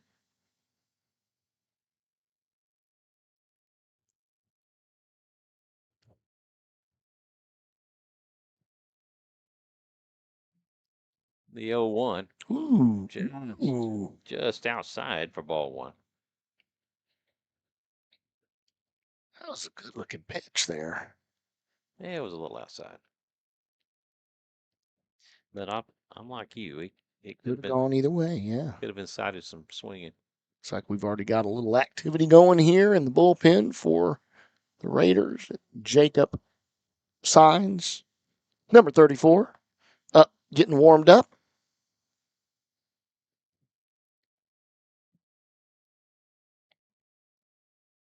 The 1-1 pitch misses Yes. outside for ball 2.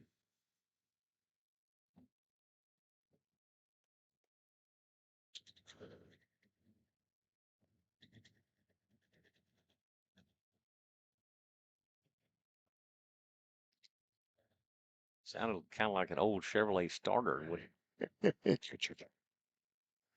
Wouldn't turn it over. The 2-1 swing and a miss. For strike 2. He tried to check his swing and couldn't hold up. Nope. Tough to say whether that would have been called a strike as well. You know, little up was that, and maybe that's why he thought he was going to check it and did go around. Deuce is wild. Deuce is wild. There it is, yeah. Looking Beautiful for strike pitch. 3. That is the second Lobos batter that he has been able to pull the string on with that same pitch. That's strikeout number 7. Yeah, getting Darren Robertson on the same pitch earlier in the last inning. No runs on no hits. They leave 1. After 4.5. Just scoreless. Chugging right along here as we've made our way down to the bottom of the 5th. And just like you said, scoreless thus far and just not a lot of excitement going on. One runner making it to third. Due up for the Raiders, Burry, Knight, and Graves. Sure, 8, 9, and 1. I mean, we have a whopping 2 total hits in this game so far, Michael. And Yep. And then the 2 errors, at the hands of the Lobo defense that have allowed some additional runners. Again, walks, we've only got 2 as well, along with 2 hit batters. 1 for each side. Actually, 3 hit batters. Is that right? What's the pitch count at now? Yeah, only 2 hit batters, 1 for each side. And Doss had a total of 74, so only 14 pitches that inning. In that top half of the 5th. And, Roberts, again, only 50 total pitches thus far as well. And Now batting for the Rouse Raiders, number 14, Joe Burry. Hey, did you hear that? Jaime's voice changed. man, did he get up checked earlier or something?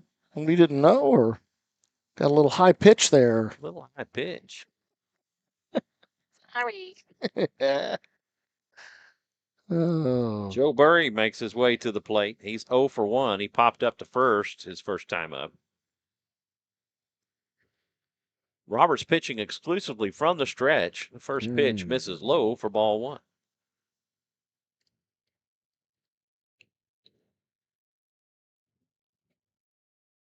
Scott Knight on deck. Make fun of you and me at the same time. 1-0. This is hit back up the middle. This is through for a base hit, There we and Burry go. gets on.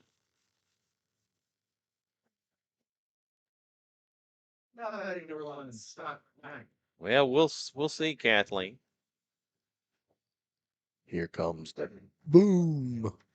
So obviously the higher pitch is working on the intros, Jaime. So you need to say, now batting Scott Knight.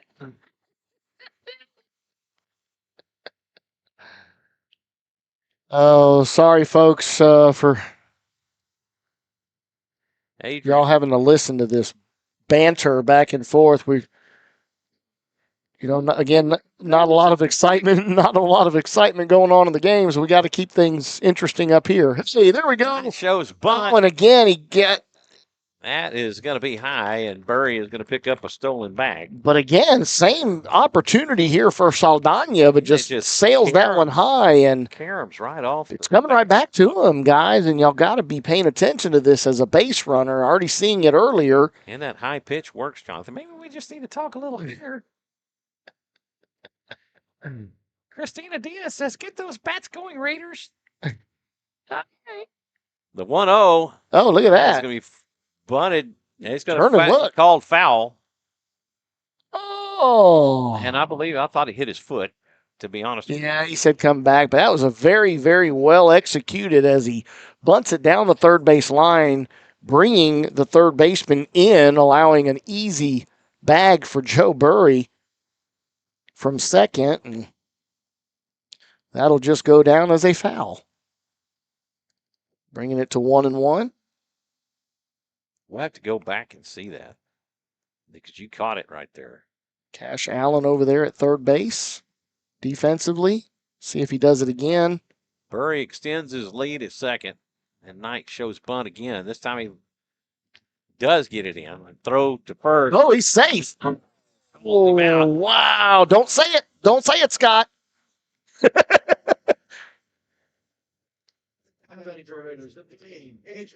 Let Coach Perez argue that one. Great hustle from Scott Knight, and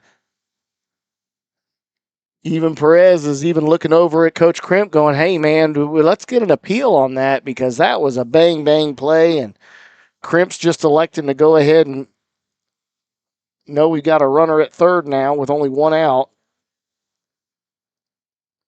That'll bring Graves up. Graves will take for ball one.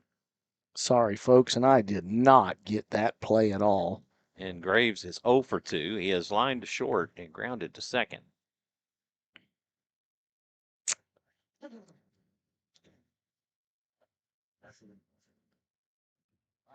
This is hit to center. Oh, what are you doing? What are you doing, Burry? Oh, my goodness. A blown opportunity right there. Oh, great job of hitting by Adrian Graves, who hits that deep enough to center field. Burry, I guess, was thinking there was already 2 outs, and he broke for home, and by the time he realized it, he scampers back and no opportunity. There's 2 outs because he took the sacrifice away from Graves by heading halfway to home before realizing he hasn't tagged up. Carl will foul this one off for strike one. Oh, man. Carl has grounded to short and walked. Yeah, just a mental mistake there on the base path, and we'll see if we can still get some good offense here from Christian Caro. That pitch high for ball one. Yeah, great pitch recognition there, laying off the high ball. Jacob Solis on deck.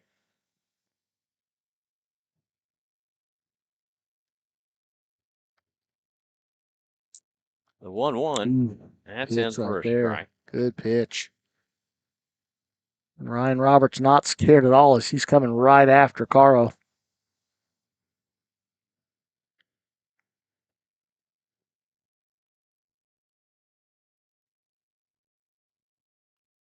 This is hit foul, smoke down the left side.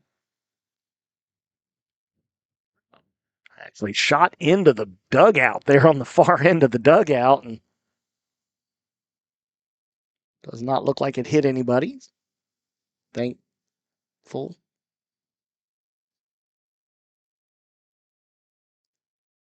Robert steps off and will reset.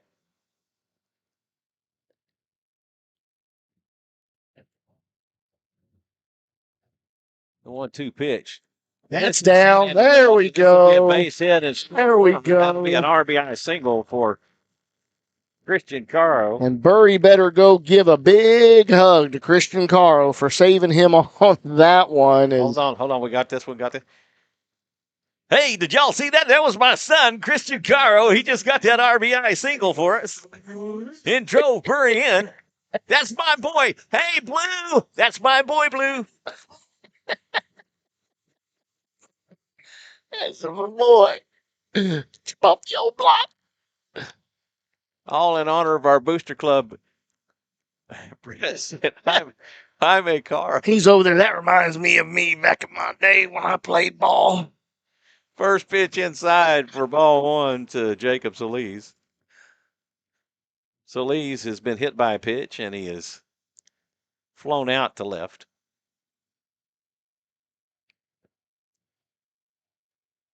Caro staying close to the bag.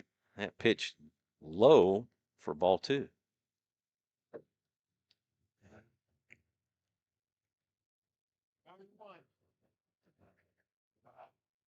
2-out rally going here for the Raiders. We're believing that.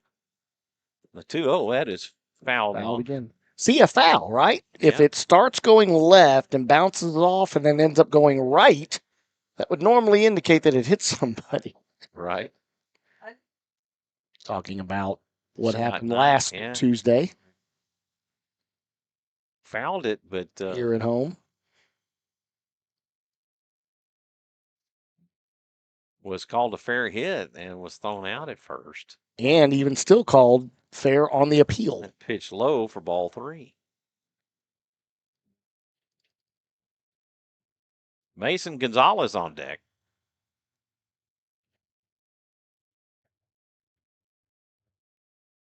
Uh-oh. Kathleen Adamas over here. Roberts comes set, the 3-1 pitch. This is hit foul down the left field side, and that will work the count full.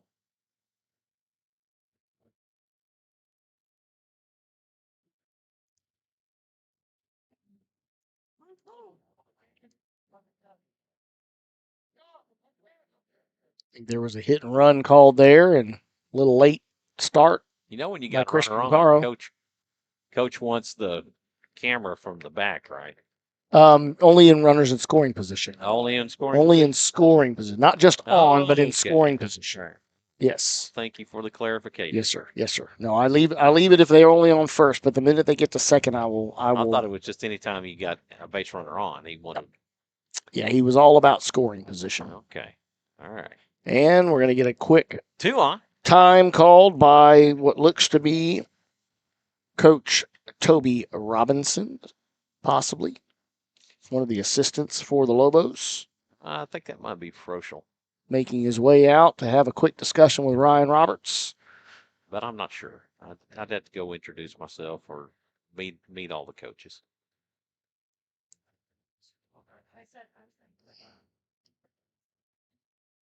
Yeah, speaking of basic fundamentals here, just get down feet, get downhill. Oh, Sarah checking in. Choo-choo, choo-choo, choo-choo, choo-choo. Nona's on it. Joe Bull said choo-choo. Mason Gonzalez. Big Gonzo. Big Gonzo. Not to be confused with older brother Little Gonzo. Yeah, little Gonzo. Of course, referencing Well, Big Balake. Gonzo is 0 for 2. He is grounded short and popped up short. Actually, he was in left field, but fielded by the shortstop. The first pitch high and outside for ball 1. There was nothing meaty about that. That would have been another pop-up. The 1-0, that's low into the backstop. That gets away without the rebound. Out the rebound, and there's Make it easy opportunity to get runners the next bag. On the pass ball.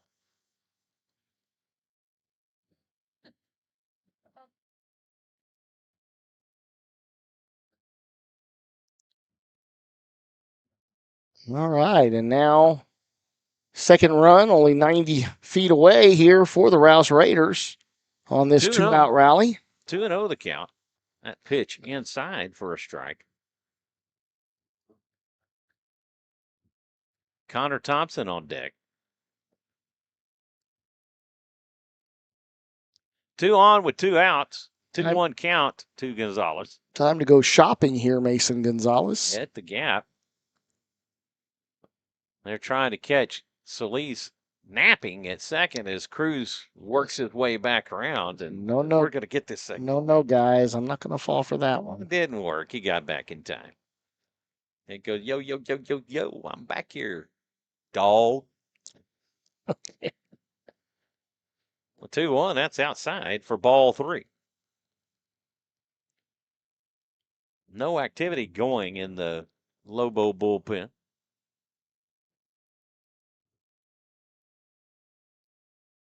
There will be no yawning. The 3-1, that's high and outside for ball 4 to load them. Okay. Bases juiced for Connor Thompson. Connor, no. Thompson. An echo. Yeah, no, so did I. Did you hear that? That's why I went Connor. No. Thompson.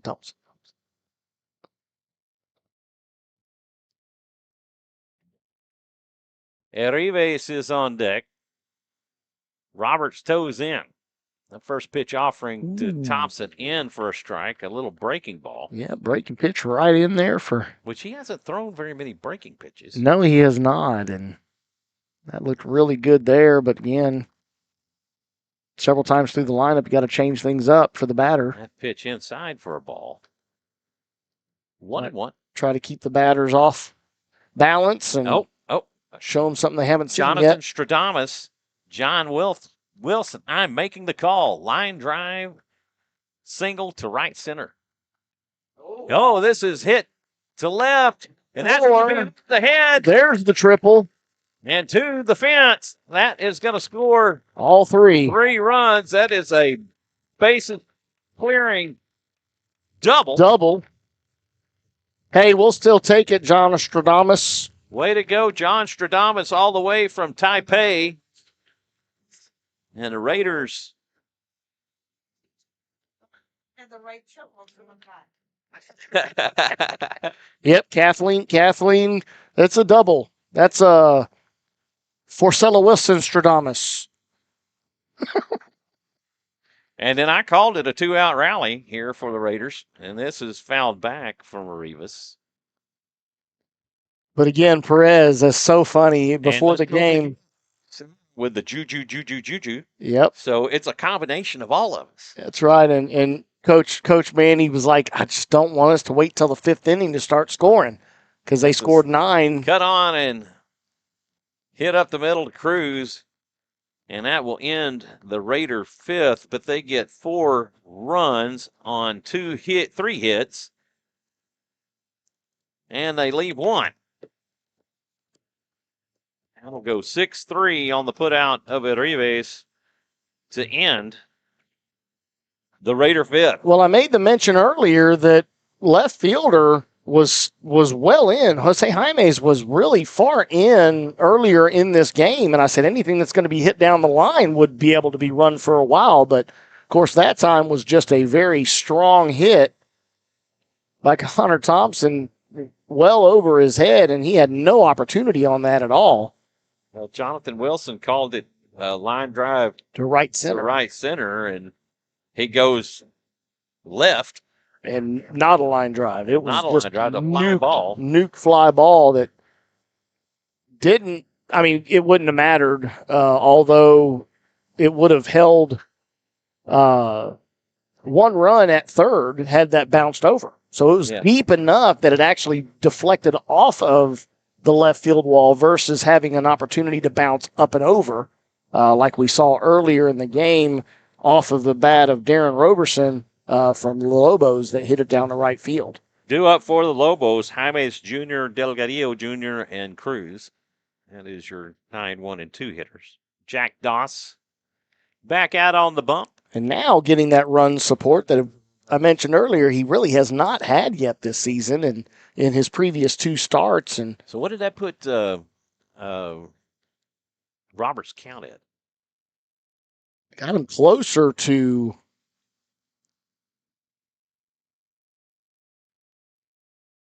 Roberts 78. Fouled off. Yeah, so that allowed him to catch Jack Doss because he had a good 10-pitch lead on him, and he is now at 78, and Doss was at 74 through 5 innings. 0-1 the count to Jaimes Jr. He's 0 for 1 with a strikeout. This is hit out to center, and that is played by Connor Thompson for out number 1. F8 if you're keeping score.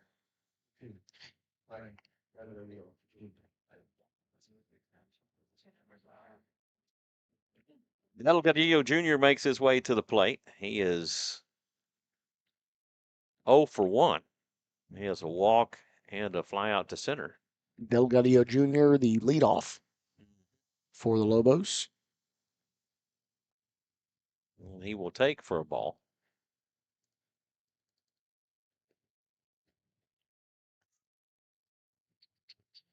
We do have some activity in the Lobo bullpen. This has popped up and out of play for strike one. That'll even things up.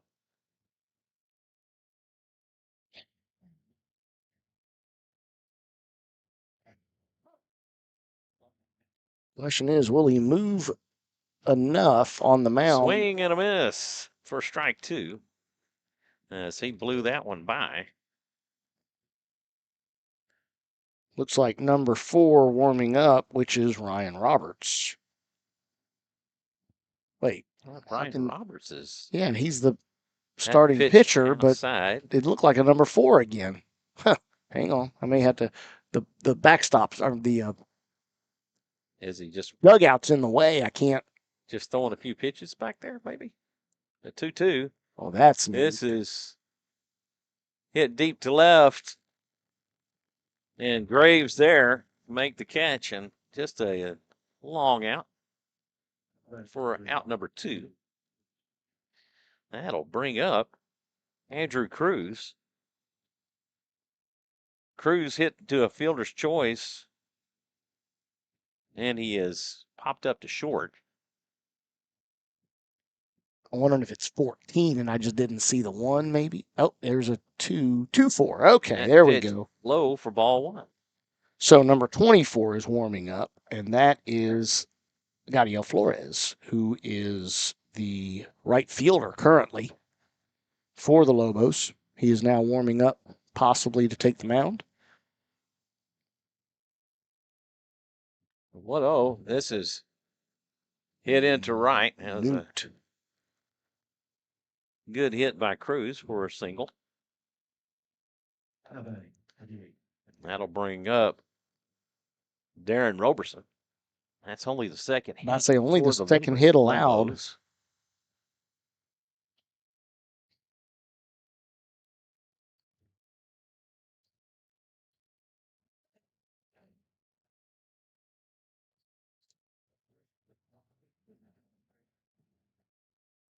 First pitch outside for ball 1.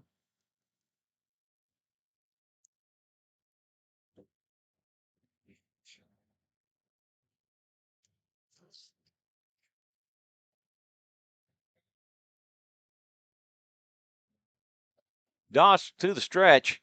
The 1-0. Swing and a miss for strike 1. That will even things up.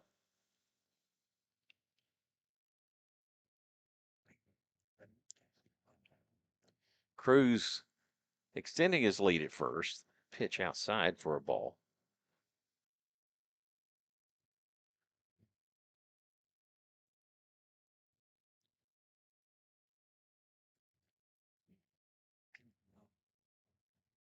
He's been caught stealing once. That is fouled back and out of play for strike 2, and that will even it up. And going right after Roberson is Jack Doss. Already sitting on 2 outs. We got Deuces Wild here.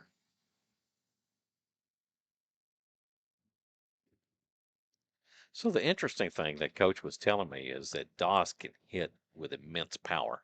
Right, and that's why I was wondering if we would get to see him hit for himself. So he said he's hitting out into those trees. Breaking ball, and Cruz will get a stolen base for ball 3. Ball 3, yep. And the count goes full. Does not draw a throw, as that was a bit out of the zone there that Pruitt had to chase a bit. The payoff pitch, that's outside for ball 4. And Doss issues a walk.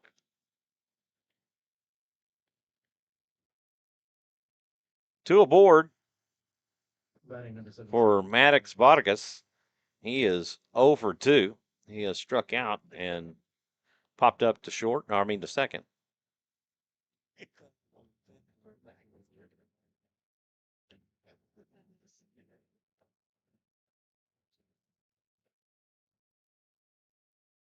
That is fouled off for a strike.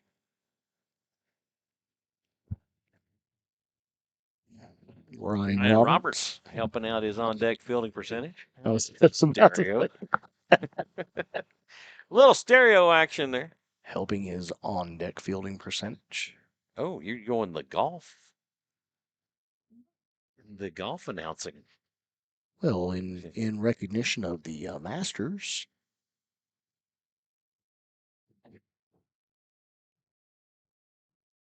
That pitch just a bit high for ball one. Jack Doss just a little bit high on that one, Jonathan, as he was trying to eye the green. And North Ireland. Rory McIlroy completing the Grand Slam. Aberdeen, Scotland. No. He's from. No, I know. I'm just making it up here. He's not from Scotland. I'm just talking the smack, right? He's from Northern Ireland. Gosh. Shoot, 2-1. A little powwow session. Hey, buddy, it's 2 outs, man. Defense is back here. Just need one. Coach Kazi offering a little encouragement to Vargas.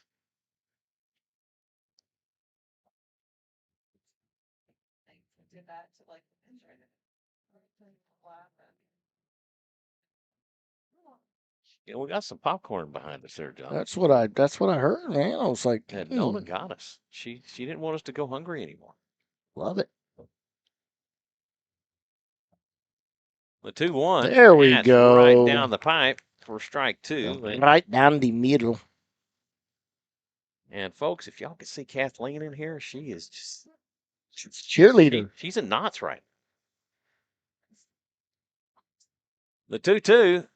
That's way outside, and double steal on, and great pitch to do that on, as it was a little low and not handled by Pruitt. He did knock it down and right underneath him, but he didn't know where it went. Didn't have it in the glove, and that's always when you're wearing that mask and really hurts your peripheral vision. And full count. The payoff pitch. That is fouled back.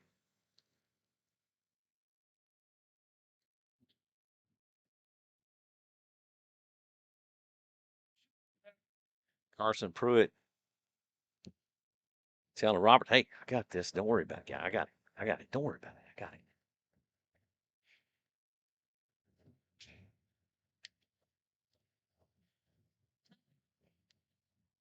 Where's my Pat? On the backside. No, whenever he goes to see. Oh. For love of the game. Oh. Yeah. Okay. Where's my Pat? He gets visited to the payoff pitch. There it is. Great job. Jack Doss pitching like a veteran. Pitching like a seasoned veteran. Only a freshman, Jack Doss, and taking the encouragement of his players and teammates and strikeout number 8. Harnessing that to another strikeout. Let's get this guy some double-digit strikeouts, huh? Jake Spates on deck. He's going to be swinging for Carson Pruitt. Okay.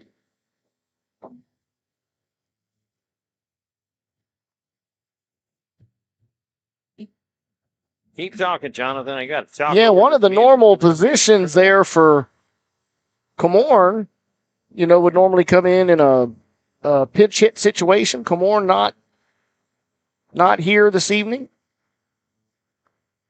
I'm pitching for the Lobos, number 2. So now we get Jake Spates, and yeah, we do have the We have a pitching change. Yep, and that is again the right fielder has now come in, Gadiel Flores, Who's out there in this and plate? in right field is no, it is so Jose Jaimes Jr. has moved from left field to right field, and the new left fielder is number 11, Jake Kokernot. Okay. That would be KO. Hold on. I'm not there yet. Okay. What's his number? Number 11 is in left field. Okay. Jake Kokernot. Kokernot.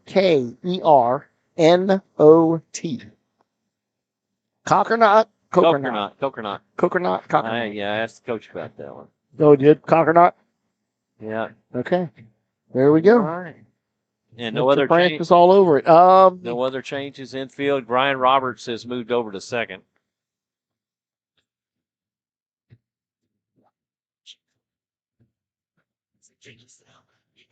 Yes, he has. And Guerrero has come in. Cruz still at short.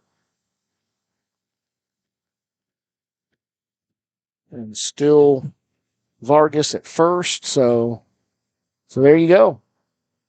Several defensive moves here for the Lobos. Again, Ryan Roberts leaving the pitching mound, taking over second. The second baseman, David Guerrero, has exited the game. The right fielder comes in to pitch. Left fielder goes to right field, and a new left fielder. So, there we go. Okay, so Jake Kokernot came in for Guerrero. Yes, as the other players, well, and then out to left field is a new player. Yeah, that's Kokernot. Oh, Kokernot. Yes. Right, there you go. What you said. Yeah, thank you. He came in for Guerrero. Jake Spates gets his first at-bat of the night. Or making his first appearance. We don't know that it's an at-bat yet. Well, he got a pitch, so now it is registered as an at-bat. A plate appearance. It's a plate appearance. 2-0 the count. Yeah, both of those getting away on the outer half. And Flores deals low for ball 3.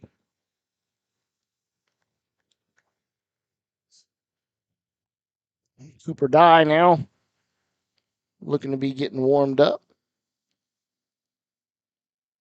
Flores from the windup, the 3-0.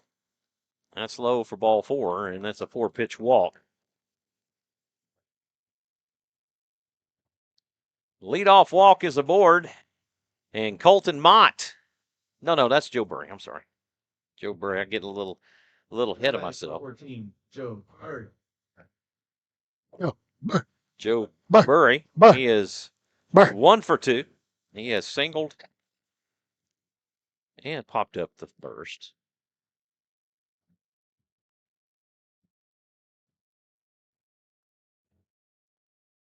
And he'll take for a ball. And where's the chance? Ball 6, ball 6, ball I 6. don't think they could do that anymore. You know? Yes. Oh, yeah. Was A&M turning things around? Yeah, it's they've Pitch in for a strike. He shows bunt and comes out of Saldana's glove and came alive in that Tennessee series, taking 2 games after getting beat 10-0 in the first game, and then proceeding to rattle off they got 2 big wins against the they number got 1 run ranked ruled, Tennessee. and they had to woke up a giant, huh? That's fouled back for strike 2. Of course, Texas was getting all hyped up and excited about taking down number 3 Georgia, and then A&M comes in and says, hold my Coca-Cola. Watch this. Dr. Pepper? Okay, yeah, hold my Dr. Pepper. The 1-2, that's low for ball 2, and that will even it up at 2. Or for me right now, it's hold my water. Because I've been all about water and tea for the last 42 days. That pitch down and away for ball 3. So the chat went out. Now it's back. Said, so Jonathan Wilson said, I'll take it. And Sarah said, I worked. Yeah. Jonathan Wilson said, keep up the good work, guys. I've got to head into the office. Bring us a W. Office? Yep. It's nighttime. Oh, Not there. I know it's not there. I know. The payoff pitch, that's ball 4. And that will put 2 aboard with back-to-back walks. All right, Scott Knight again. And Cruz almost getting the Saldana are going to go out and talk to their hurler. I would not take away the opportunity here for Scott Knight to try to do what he almost got away with in his last at bat, and that's to lay a bunt down for a hit. Already we've got some activity going again in the Lobos bullpen now. Number 9 is coming in to get warmed up. Colt Montgomery starting to get loose there in the bullpen, knowing that 4-0 is not out of the realm of being able to come back for these Lobos. And, Coach obviously wanting to get another arm up, knowing that we've already seen 2 walks here for the first 2 batters that Flores has faced. That pitch low and in for ball 1. Just seeming to struggle to find the strike zone here. Well, he's facing the bottom of the order right now. More reason not to want to, throw balls. And that pitch called a strike, but that was really low. Yeah, and not handled. Yeah, not handled. That ought to tell you something. Hey, but I'm telling you, man, everybody's like, say if you'd caught that, it'd been called a strike. Well, he didn't catch it, and it still got called a strike. That sounded like you were going into your Elvis voice right there. That's making fun of all those coaches that inside for ball 2. All those coaches that say that if you'd have caught that, it'd been called a strike. Well,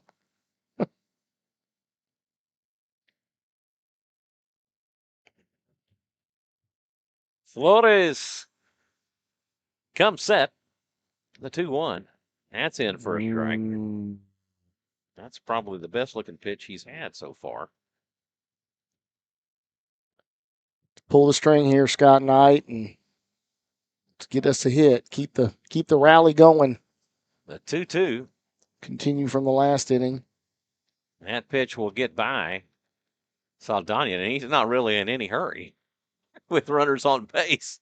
Well, I mean, if he was going to get those guys, that's for sure. And, they Flores did a good job of at least coming to cover the bag.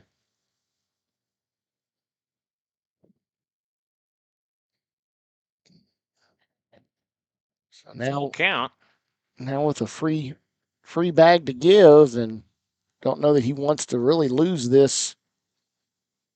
Flores comes set. That is hit foul as Knight spoils a good pitch.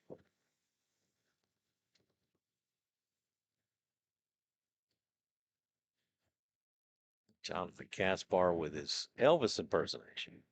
Oh. Now, you did better when you weren't trying to.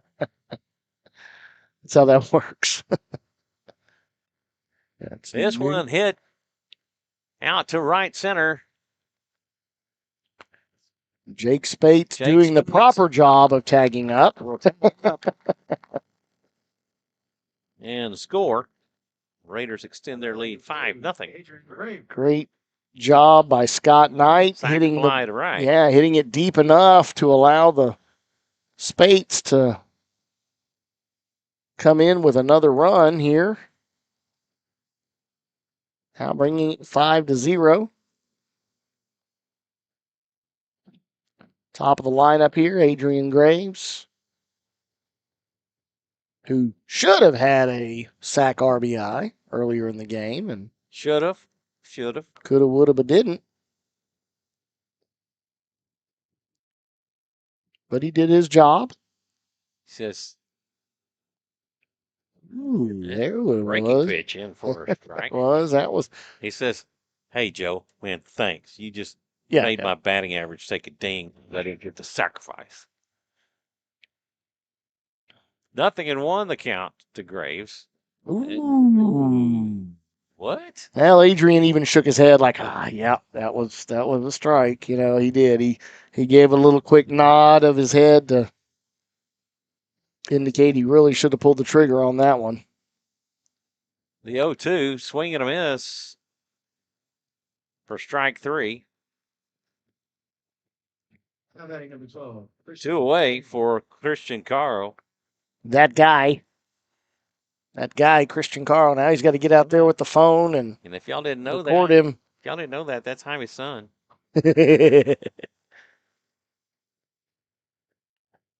There we go. Flying it to left. And look at the speed here from Joe Burry.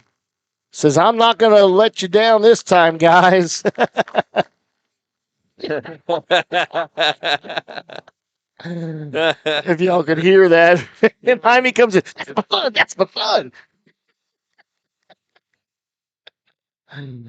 Great job of hitting there by Christian Caro. Gets him another ribby. And that'll bring up Jacob Solis. Mason Gonzalez on deck. Breaking ball from Flores for ball 1. Yes, he is. We're 2 hours and 4 minutes into this contest.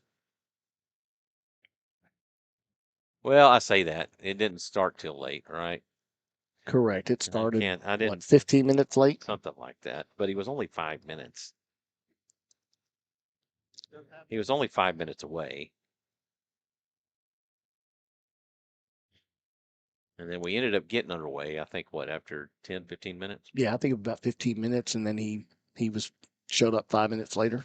So yeah, so I take that back. We're not quite 2 hours into this. We're almost there. Hour 48.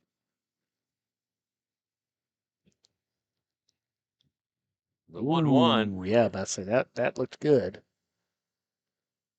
Borderline pitches, those have not really been called too much tonight. Those low in the zone, and catches a piece of it though. 1-2 the count to Solis. 1-2 pitch. Ooh, Catches yeah. looking. Yeah, that was another great pitch there, and does not pull the trigger on that one. Oops. That was the bottom of the... Raiders get 2 runs on 1 hit. They leave 1. After 6 complete, it's 6-0 Rouse. I had top of the 6th that entire time. Sorry, folks. That was the bottom of the 6th. I think I'm having hearing loss. Wow. Yeah, that was up there. Wow. Somebody give me a pair of... Oh, in comes Jacob Signs I need some to relieve Jack Doss.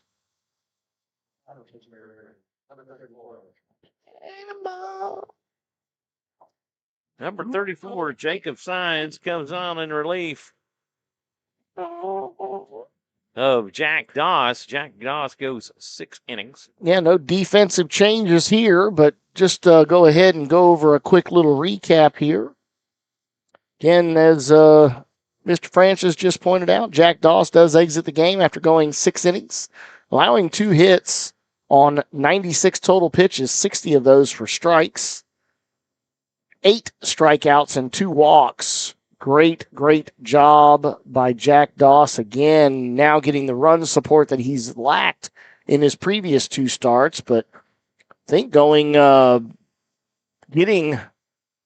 no decision in one of those and a win in the other, because he did come out again Tuesday night after.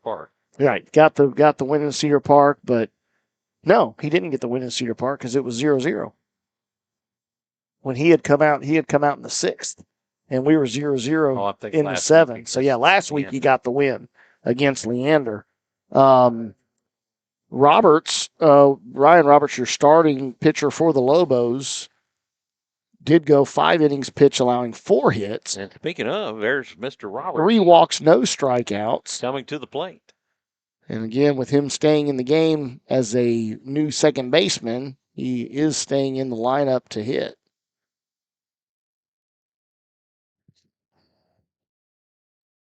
First pitch in for a strike to Roberts. Roberts has been hit by a pitch and he has struck out. Okay.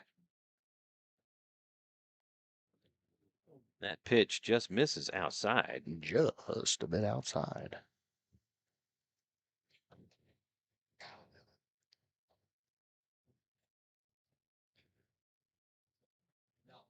The 1-1, that's in there for a strike.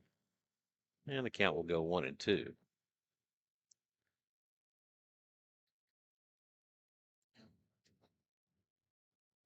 The 1-2 pitch. That's down and away for ball 2. Of course, the Lobos down to their last 3 outs unless they're able to put up 7 runs here in this top half. And we do have a pinch hitter. Yeah, I saw. In. That's fouled off. What was that, number 18? Is that what it was? Well, you'll see here in just a minute. Yeah, number 18, pinch hitting. And that's going to be PJ Garza. PJ Garza. Number 1-8. 2-2 the count.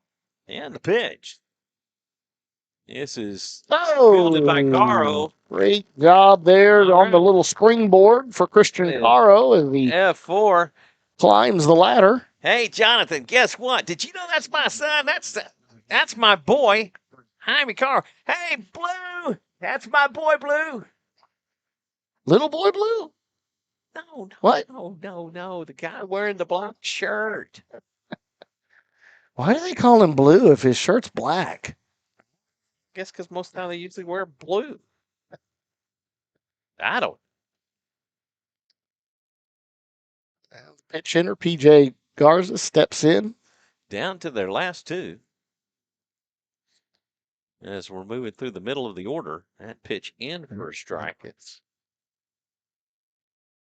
He is hitting for Gadiel Flores. Foul tip into the glove for strike 2.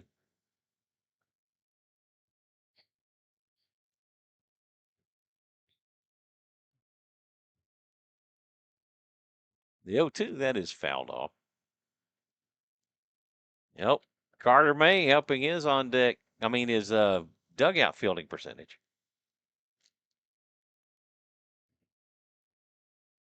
As he throws a strike. And he robs Cash Allen of the opportunity.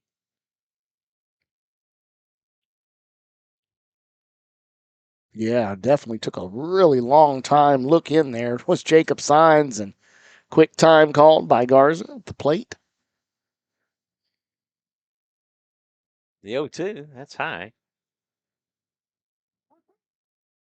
1-2. 1-2.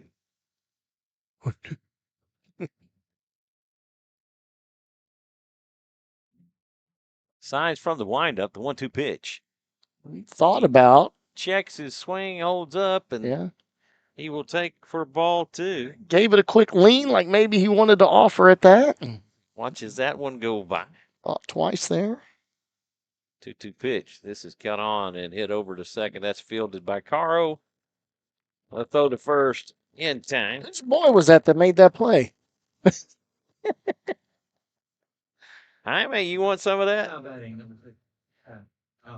You want to tell everybody, turn that microphone on. That's my boy. He says, guys, I got a job to do over here. I got to announce these guys. Come on, man. Come on. He's going to tell Don, I don't know if I want to do this for you anymore. Let's see some professionalism here, guys. We got a game to call here. He says the new Don is done with y'all. Woo. Fastball down the middle for strike 1 and down to their last 2 strikes. That's Cash Allen's at the plate. He's 0 for 2.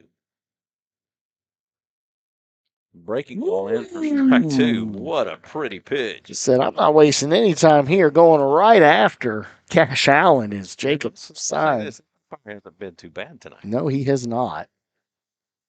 The 0-2. Woo! Yeah, it was outside, guys. That was a nice thought, That but was actually there. it was outside. No, it wasn't. You're sitting over there. You can't. Yeah, it was outside. No, yeah. All right, got a base hit to extend the inning for the Lobos, and this will bring up And that is Jake Coconut. Coconut. 11, Jake Coconut. I wonder if anybody messes up and calls him Coconut.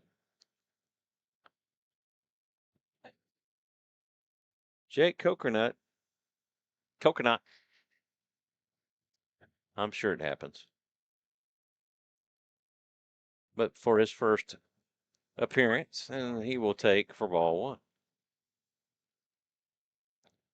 Coconut came in left field the last inning with Flores coming on in relief of Ryan Roberts.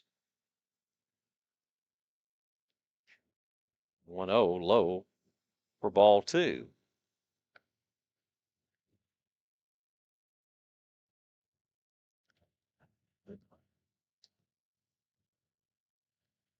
Jose Jaimes Jr. on deck.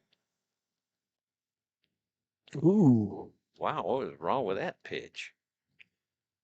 That Anything I'm going to say that was a bit high, but yeah, just right there on that borderline.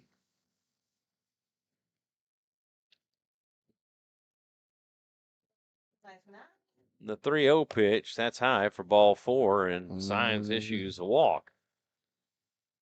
Do we have put 2 on? No activity as he is This is looking for signs the to bottom of the order. Jose Jaimes Jr. batting 9th.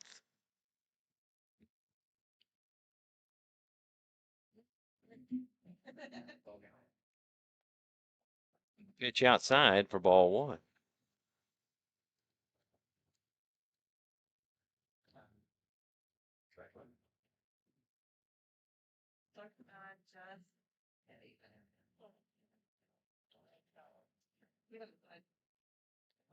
Signs come set. there she is. In there for a strike. Quick little chime in from the And we'll even the count at 1. Rouse faithful as you hear him. There it is.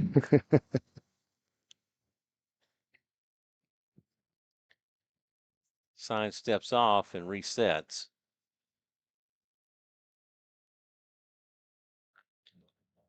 He toes back in. 1-1 pitch. There we go. Down the middle for a strike, and the count goes 1-2. All right, now once again up on this batter. Let's see if we can bait him He's over into 2 a with a strikeout and a fly out to center.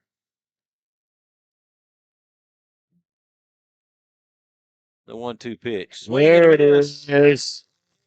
There is your final, folks. Your And Raiders take game 1 of a 2-game series, 6-0 over the Lehman Lobos as Doss and Signs combined for the shutout. yes, they do, Michael. And great job.